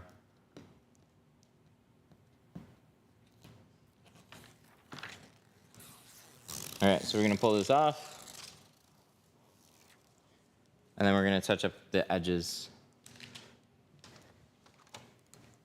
So after you shrink the film and trim it out, the edges are still gonna be a little wavy because you shrunk past where you cut. So you're just gonna go back over that edge and just make sure there's no shrink wobbles there, and you just flatten out the top and the bottom.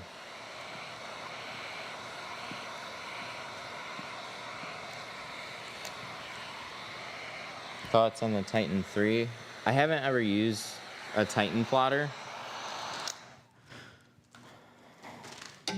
I don't really know the difference between US Cutter and Titan, but the thing to look for is like Workhorse isn't even its own unique machine, not yet, anyways. But if you see a machine with these types of buttons and rollers on the back, the machines are probably the same. But they should be fine. I don't know if I would get a 63-inch. Especially if I was doing paint protection film, I would probably get a better machine. Paint protection film's just like, you're gonna want a good machine for PPF. For window tint, it doesn't matter as much, and you would only need like up to a 40-inch machine for window tint.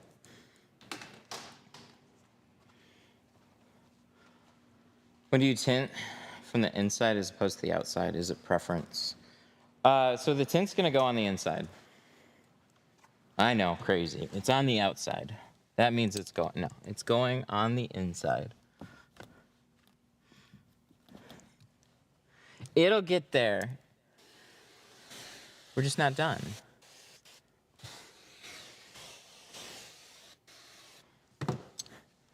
But it is like one of the #1 questions that we get.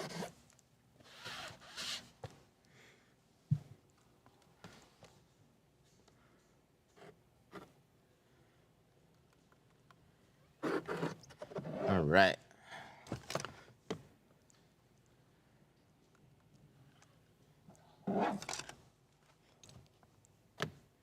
That's the Spider-Man squeegee. Oh my God. That is the Spider-Man squeegee. It's like so obvious once you hear that.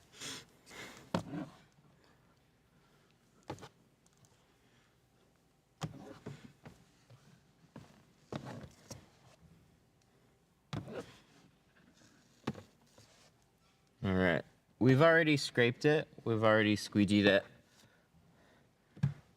This is just a final clean.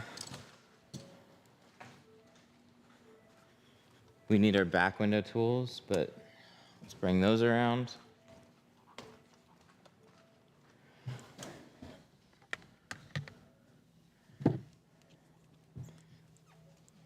All right. Oh, come on.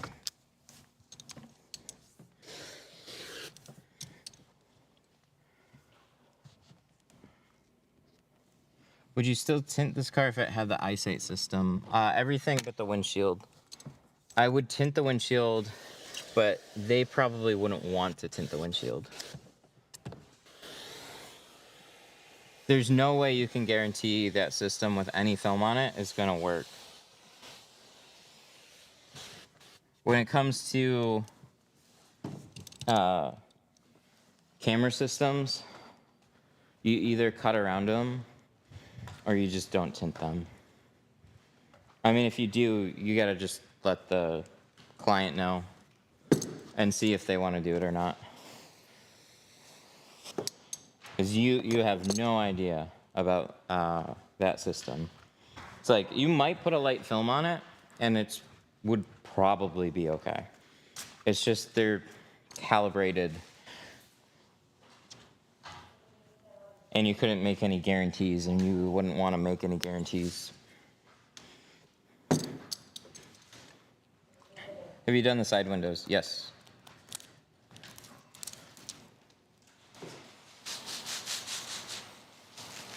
Okay, so we're gonna do a method called reverse roll, or the California roll, but we're in Michigan.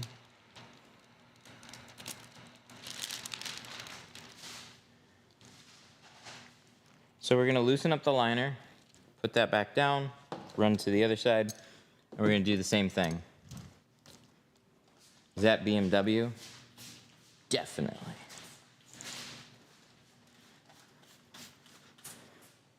It's the Detroit roll. We're gonna steal it.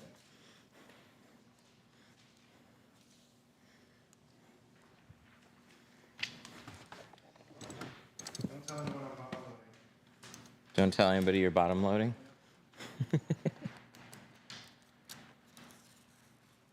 All right, so then we pull the other side.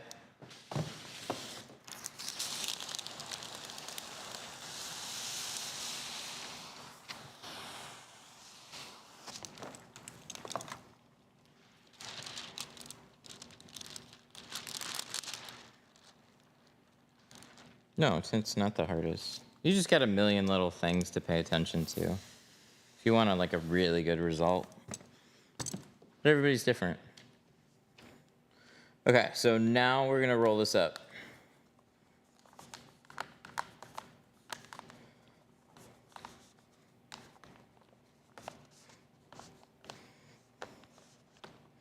I think trying to dig trenches to run sprinklers would be harder personally, but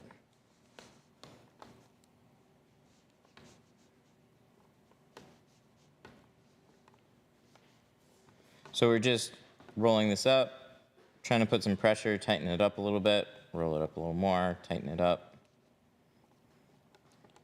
And then we're gonna just keep going, pick it up. And so the liner is still there. It's protecting the film.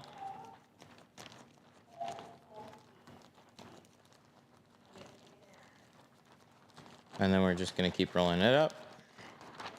And then once you get to the very end, let me check. Is TikTok still good? Yes, it is. Good. Okay. So we're gonna take this and find where that liner is. See that? See, that's the liner. So when we pull the film back, the liner sticks to the roll. And then as we unroll it, the liner sticks to the back side of the window. I like to show that every time because this took me so many times to even wrap my head around. But that's the Detroit roll. Oh, he stole it. I would feel bad calling it the Detroit roll because I did not come up with that. I would never have ever thought of that. My mind doesn't work that way. That was black magic.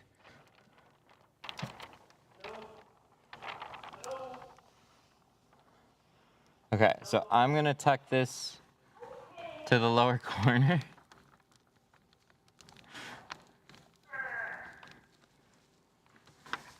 And I get it about as far down as I can, within reason. And then I'm gonna get the rest of it up on the glass. And then we're gonna start to unroll it. And just unroll some of it. And make sure you get it pushed up on the glass as you go. So just little bits at a time is fine.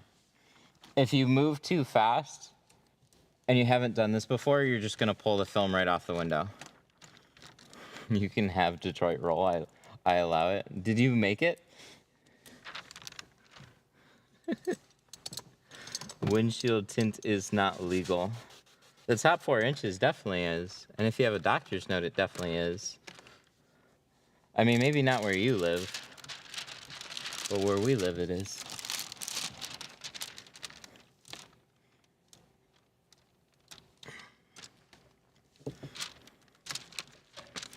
Okay, so I'm gonna grab this liner.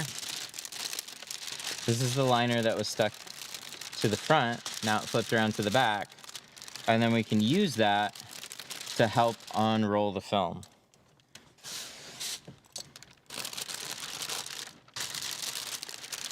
And then when you get close to the end, pull that liner out. That's where I'm gonna miss this edge too. Not always, but I'll usually do it just because like there could be some dirt sitting there along the edge. And it's right there, so you might as well just try and give it a quick flush.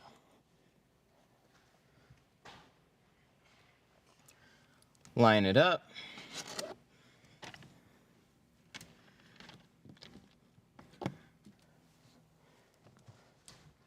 You're not getting pulled over for tint in Metro Detroit.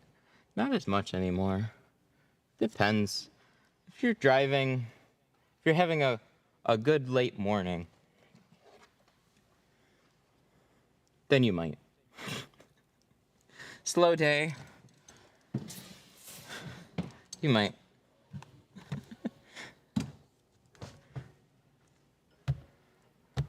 But it depends on how much you stand out. It's all about drawing attention to yourself.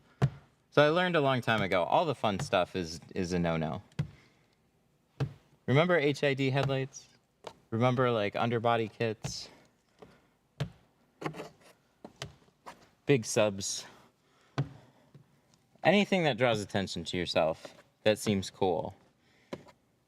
That's just gonna get you pulled over.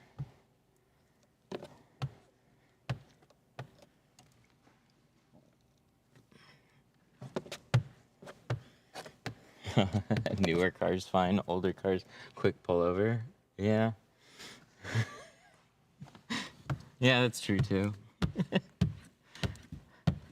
But you just gotta go with like the social norms. So if there's a lot of people driving around with tint on the front doors to match the rear, like, yeah.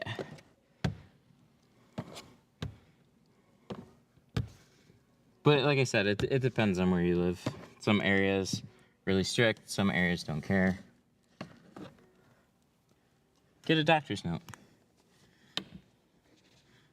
with an actual medical reason why, and then you're fine.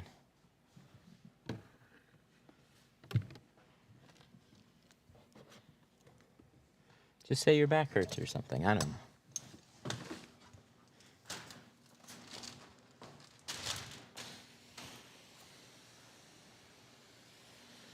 All right, so we're gonna spray this off, check it over.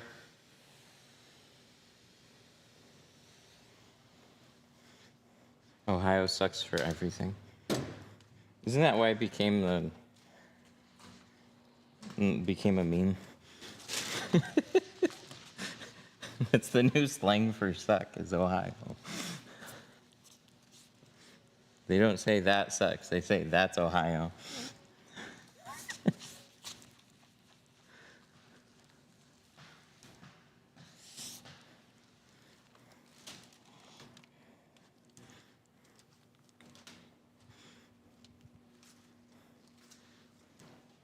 Soapy water acts like adhesion for the tint? No. It helps the tint not stick. So then you can squeegee out all the bubbles and slide it in place. And then the soapy water dries and the tint sticks to the glass.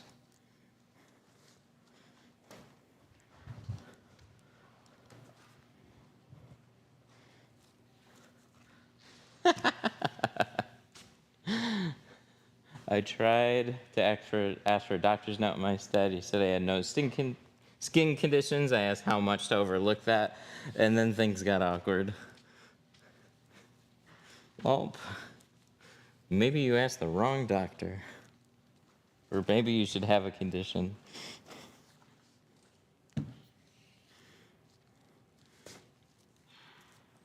So this is all hearsay. So I talked to a lot of customers. This was a hot topic for a while. Some of them would hear that and then go to a doctor. And so what I had heard was, for a time, it was super popular, and lots of them were just writing it. But then law enforcement started looking into it because everybody's like, I got a doctor's note. And then so they start questioning the doctors and putting them under pressure, and then they're not going to write them near as often as they would. Because it's like, it's actually reserved for people that really need it. And if you want to just do limo on your windshield, that isn't exactly just a valid reason, but it's just one of those things. Some people have connections and can get them, but you like legitimately should have a reason for it. Can you apply what? Can you apply shampoo with a bit of water before shrinking the windshield? Like, and use actual shampoo instead of like a soap bar, or like what?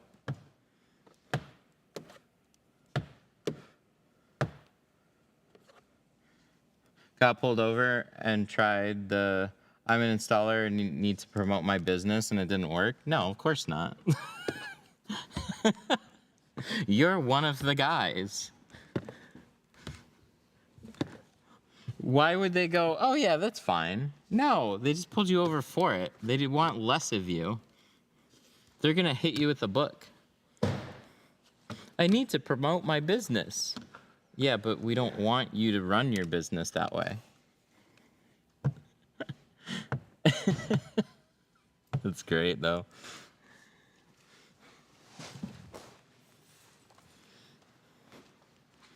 Worth a shot.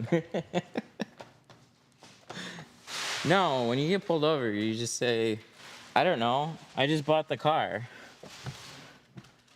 And then you might get let go. I may have pulled that once. I had like tinted taillights. Everything was tinted. I got pulled over for it. And I'm like, why'd you pull me over? And he's like, for everything. He's like, your windows, your taillights, these headlights. I'm like, oh, I didn't know. I just bought the car. He's like, oh, you got to get it all removed. Yes, sir.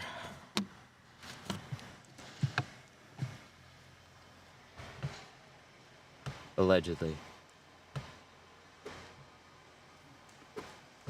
I tried that once with missing plates. It's not gonna work with everything. I just bought the car, so that's why I'm driving it on the road with no insurance and no plates. Like, no, you can't do that. If you hit somebody, everybody's fucked in that situation. Especially you.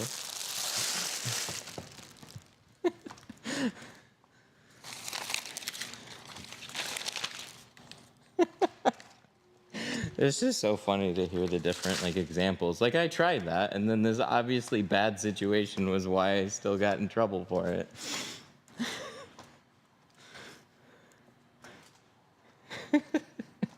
You guys are great. What's the max amount you can angle a piece of tint on a door window? Ooh. So if you're shrinking it, you could probably get away with still shrinking it like this. Any farther than that, it's going to get dicey. But you could do it this way and then just shrink out the sides, right? So you can only shrink in the direction the roll is going. So if you apply it this way, you can only shrink out the top and bottom. If you apply it this way, left and right. If you have just enough film and do it at a little angle, you could get away with some of it. It's just not going to shrink quite as smoothly, but depends on the film. What's a, can you use regular soap bar? I don't understand the difference. So, this is a Dove bar. These work, but just not super well. I like Snuggle dryer sheets. They work very well. I've used other dryer sheets. Some work okay, some don't work that well. These are really hard things to say one way or another, like, why does this one work great over that one? It's like, well, when you go through the process with the right one, and then you go through with a different one, you start to understand a little better why one is better than the other. But that soap bar was made for other stuff. It's not made for tinting. So there's some cheap store-bought solution things that you can use to help you're out with tinting. But like a lot of tinting came from just like backyard solutions. And then as the industry grew and as people figured out a process, products then started taking their place, like purpose-built products that would hopefully be better. But with that, you get consistency. So I just get asked about a lot of different options. So like between baby shampoos and different soaps and soap bars and this and that. So I like to just try stuff. So I understand where like other people are coming from that say that they're good or not.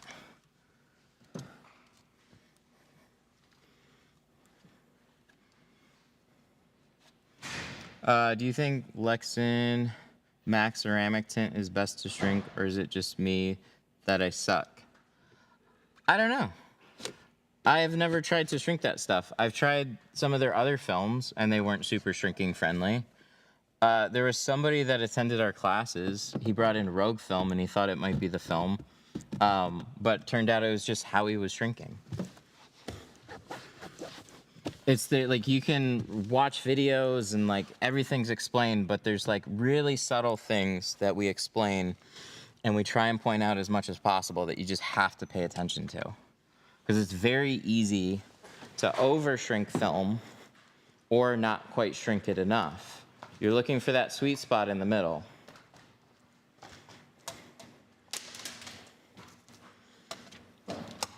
Which Subaru is that? The wheel looks nice. It is nice. This is like a 17 WRX.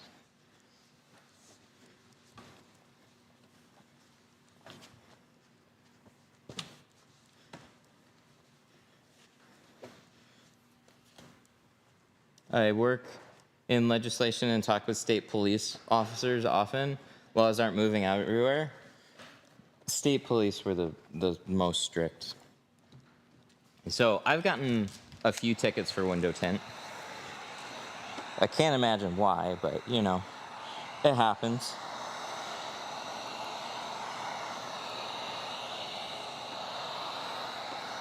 The enforcement.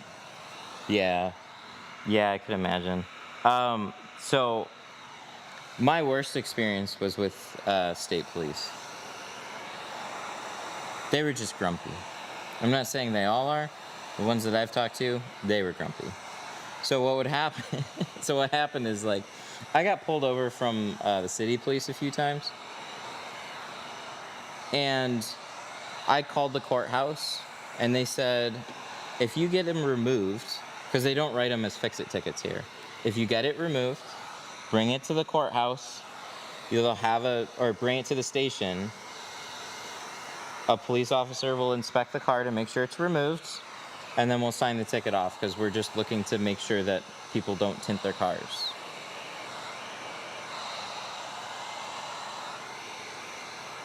So then I did the same thing with the state police, and the guy's just like, what is this? I was like, this was my tint ticket, I removed it. He's like, yeah, and? It's like, do you guys sign them off if it gets removed? No, you gotta go pay that. Oh. Well, the city police, and he just stopped me. He's like, we're not the city police. Go pay your ticket. And then do you know what I did? I called the courthouse and went to the city police, and they signed off the state ticket, and so I still didn't have to pay it.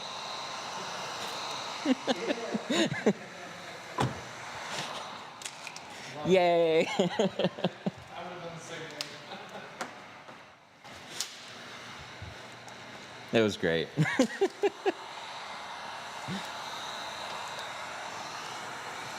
But even just getting like pulled over, they were always more grumpy.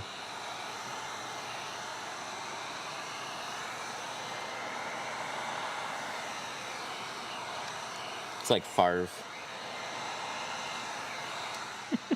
Like Super Troopers to a T. What state? Michigan.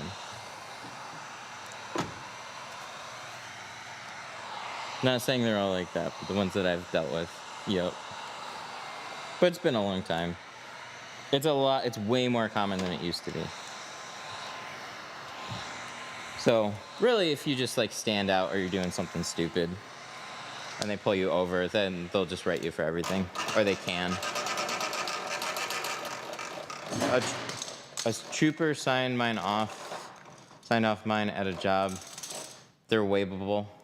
In an agency in Michigan, a trooper signed off mine. Oh, if they are waivable, an agency in Michigan can sign off. No, they don't. Or I've never gotten one written as removable. I'm sure they can.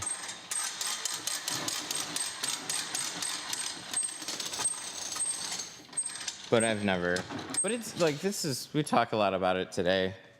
But it's like genuinely not something to be near as concerned about as it used to. Used to be way more common. Oops.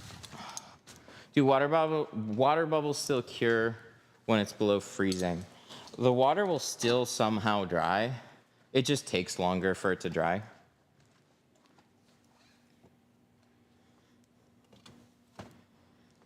I gotta get one more.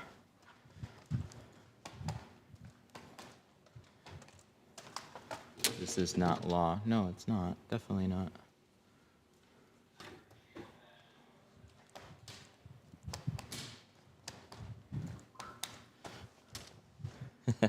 One was mad because he couldn't discredit my tint script. I could see that.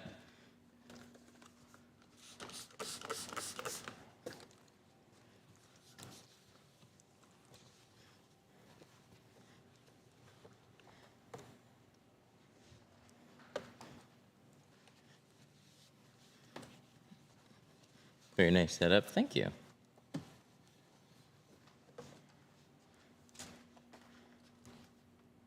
I don't know why there's people arguing, but you guys need to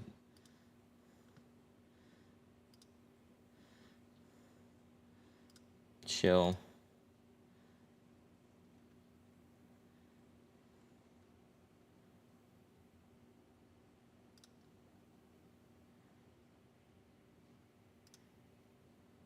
Yeah.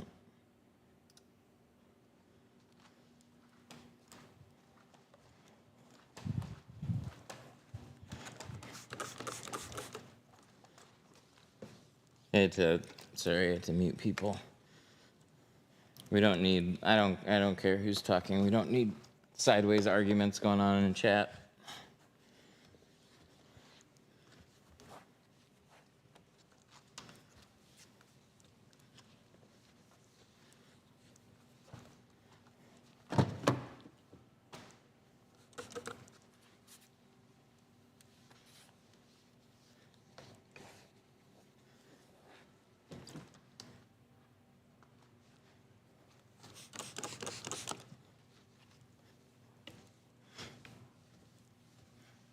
I love the bluish / purple tint that they have on Range Rovers. What kind of tint is that? That's a Range Rover thing or a Mercedes thing. You can look for chameleon films. I just don't know of any that are like guaranteed to last. A lot of them fail. There's no major suppliers that manufacture it, so it's all sketchy film territory. They exist and they work, but how long are they going to last? I have no idea. So I don't sell any.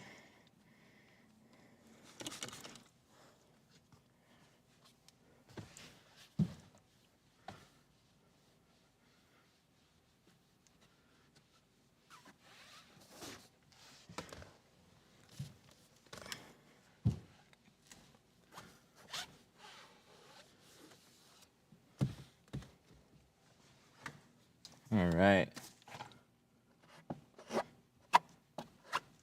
Looking good. Just final cleanup. Best advice to practice shrinking. Watch a lot of videos. Get a roll of film. Be prepared to toss it all in the trash. And good luck.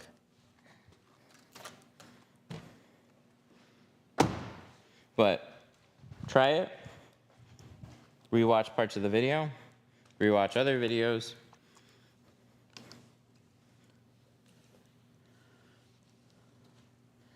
Will you sell a tint percentage checker on your website?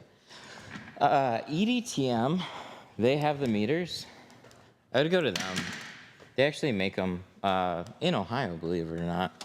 And there's also this other, like, so EDTM. They're a good company. I've talked to them before. We also have a split checker. This one. This is a good one too.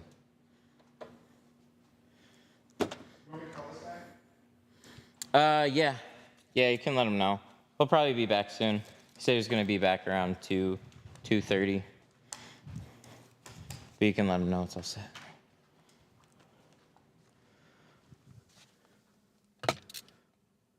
Okay, screwdriver. Let's put this mirror back up. It is up. Hey, this is Mark at Detroit Tint Studio. Good, I just wanted to know your comments. All right, perfect. See you soon.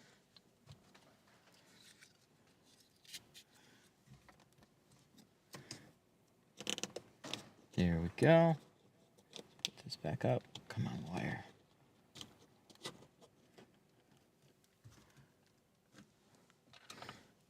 this up here. Keys. Take that sticker. We can put this up here.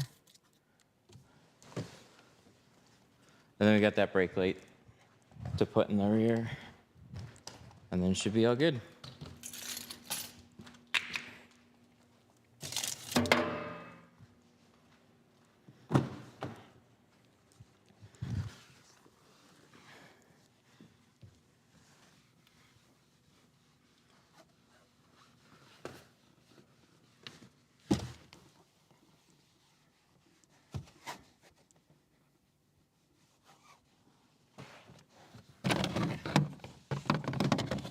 And that, see that? It just clip. Wish they all came out that way. But it's not something that they do much anymore.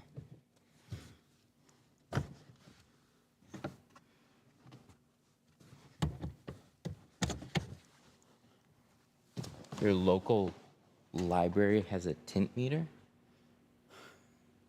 Wow. That's different. Hang on, I gotta check I'm gonna check your windows. No, that's actually really nice, because like if you're just you just want to know what shade that you have, you could go to that library and check your car. Sweet. Oh, this looks nice. And then we took the keys out, right?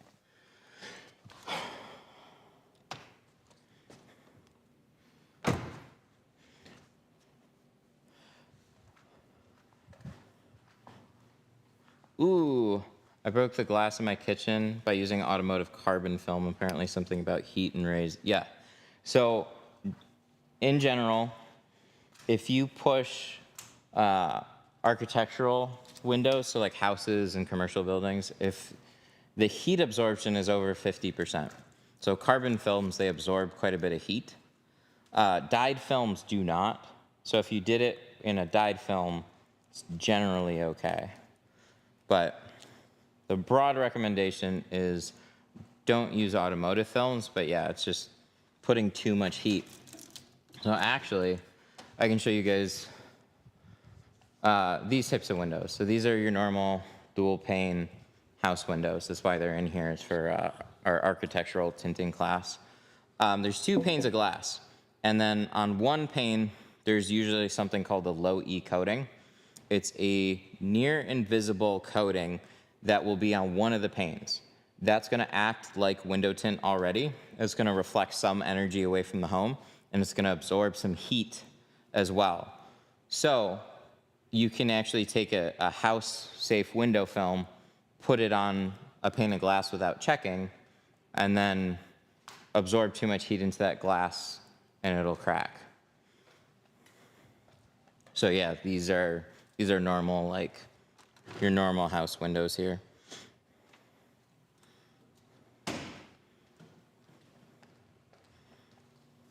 Should we check for one? I'll show you, because we were talking about EDTM earlier. Let me see if I can find my meter really quick. This is what I'm looking for. Okay, so this is a low E card. You can actually check your own home windows. They sell these on their website, no affiliation. You can also find them on Amazon. So there's 2 panes of glass here, and then there's 4 surfaces. So you have 1 pane on the inside, 1 pane on the outside, and then you have a surface here, and then you have 2 surfaces in the middle, and then you have your surface on the outside. So if the inside pane has a low E coating, so we're gonna check for that just by pushing this button. We got a green light, and this is not on, so there's no low E coating on the inside of the window. But if we go to the outside and we check, see that lit up right there? There's a low E coating on the outside, because as the sun hits the window, it's not letting it get inside the pane, and it's just reflecting it out. If that low E coating was on the inside, all of a sudden this interior pane that you're gonna naturally tint is then gonna get overly heated, because the tint and the low E coating are going to work together, absorb too much heat, and then your glass is going to break.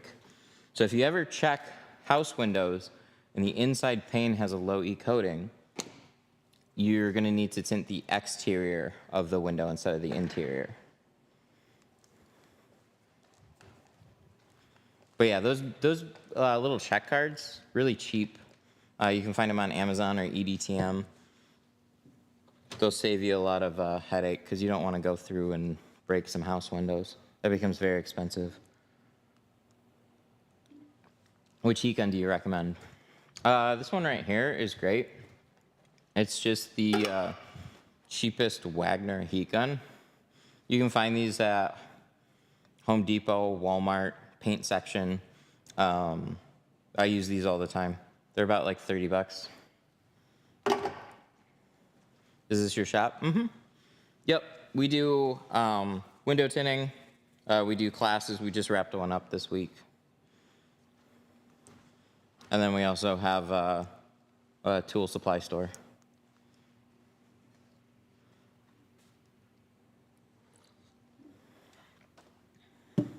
Alrighty. Well, so this is the final result. This is 20 all the way around. And then 50 on the windshield. I like this. This looks good. Color scheme is awesome. See, now the darker taillights, that's going to draw a little bit more attention, but how do I join your group? So we have a Facebook group. I'll actually go there. I forget I have a computer here. Groups. So this is the group.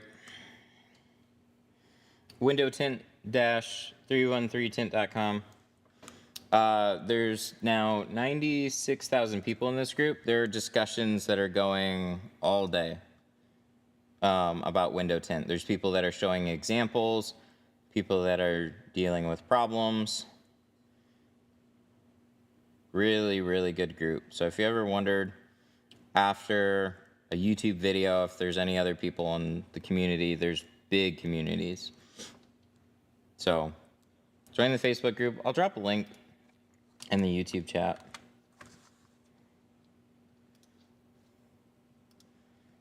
I wish YouTube had them, but they don't.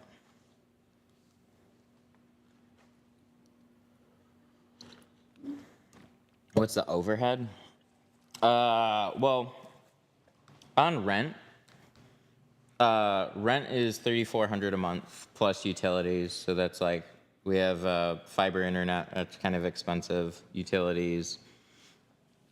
So in the neighborhood of $4,000, probably a little bit more than that per month.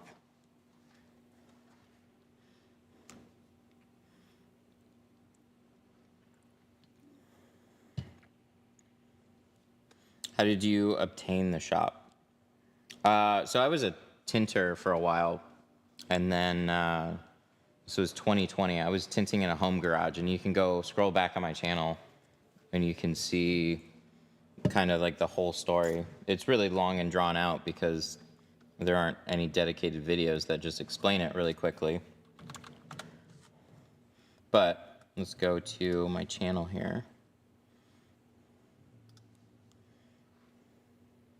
But yeah, if you go to, especially like live streams, and you just like scroll back, you'll see the shop go through like a lot of changes. We just finished it in March, so it looked completely different early this year.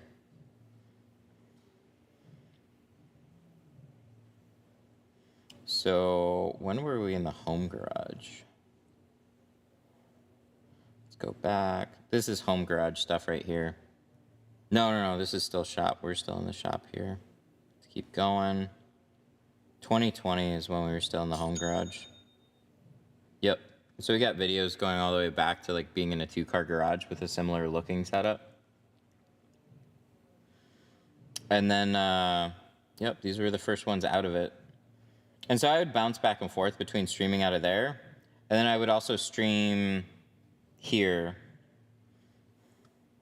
This was one of the glass shops that I tinted for. Great account.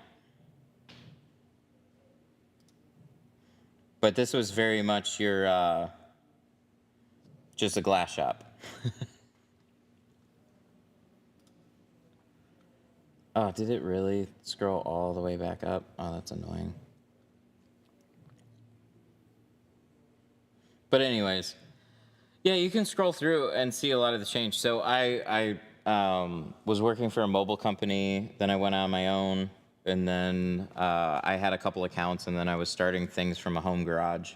The city didn't like that, and so I got some cease and desists, and then I started looking for a shop. And to move into a shop, especially with a little traction, is a lot easier. But I was still like definitely nervous getting into a shop. So my rent started at $2,400 a month. Signed a 2-year lease because that was the shortest one I could sign to be safe. And I thought I would hang out here temporarily and find another space. And then after 2 years, 2020, 2022, market went brr. And then my landlord rolled up in his G-Wagon and his shiny white veneers and was like, yeah, so we got to raise your rent $1,000 a month. And I was like, can you not? And he's like, sorry, that's where the market is. It's like, damn it. Okay. I guess you got to fund that G-Wagon. Rent, we signed a longer term lease. So I signed a 5-year lease to kind of lock that in. Kind of glad I did. We've looked for other spaces. Everything's just expensive, especially when you want more space. So we built this loft in March. So we were able to put a lot of our supplies up there, keep this kind of open floor plan, and then we finished off the space. Did you tint his G-Wagon? No. I'd charge him $3,400 to tint that G-Wagon.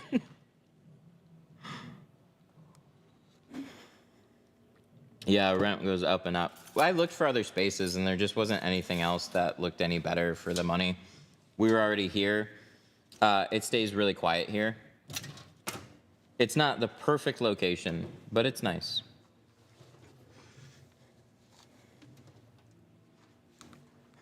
He looked.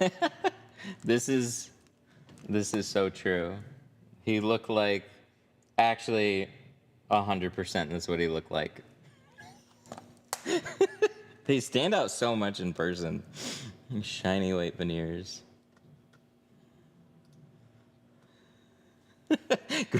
Yeah, all the tooth emojis. That's great. Alrighty, I'm gonna hop off here. Thanks guys for hanging out today. We'll have more streams this next week. So, we'll be back. Where did you find, okay, last question. Where do you find cabinets with a built-in sink? So New Age, it's expensive. New Age sells these sets.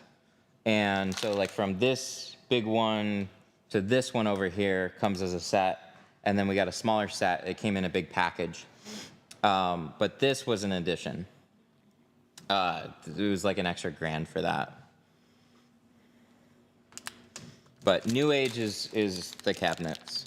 No affiliation with them either. Do they have a logo somewhere? They're like the most cabinet for your money, though. So they're not perfect, but they look sick. And then we took, dude, everybody resells New Age. You'll find them on so many automotive supplies, Home Depot, Costco. Everybody sells New Age cabinets. And they're doing like sales like all the time. So like from there to there was, I want to say about $8,000 worth of cabinet, and then $9,000 to add the sink.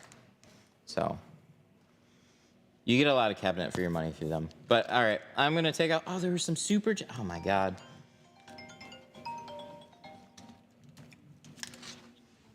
Here, you want to answer this one?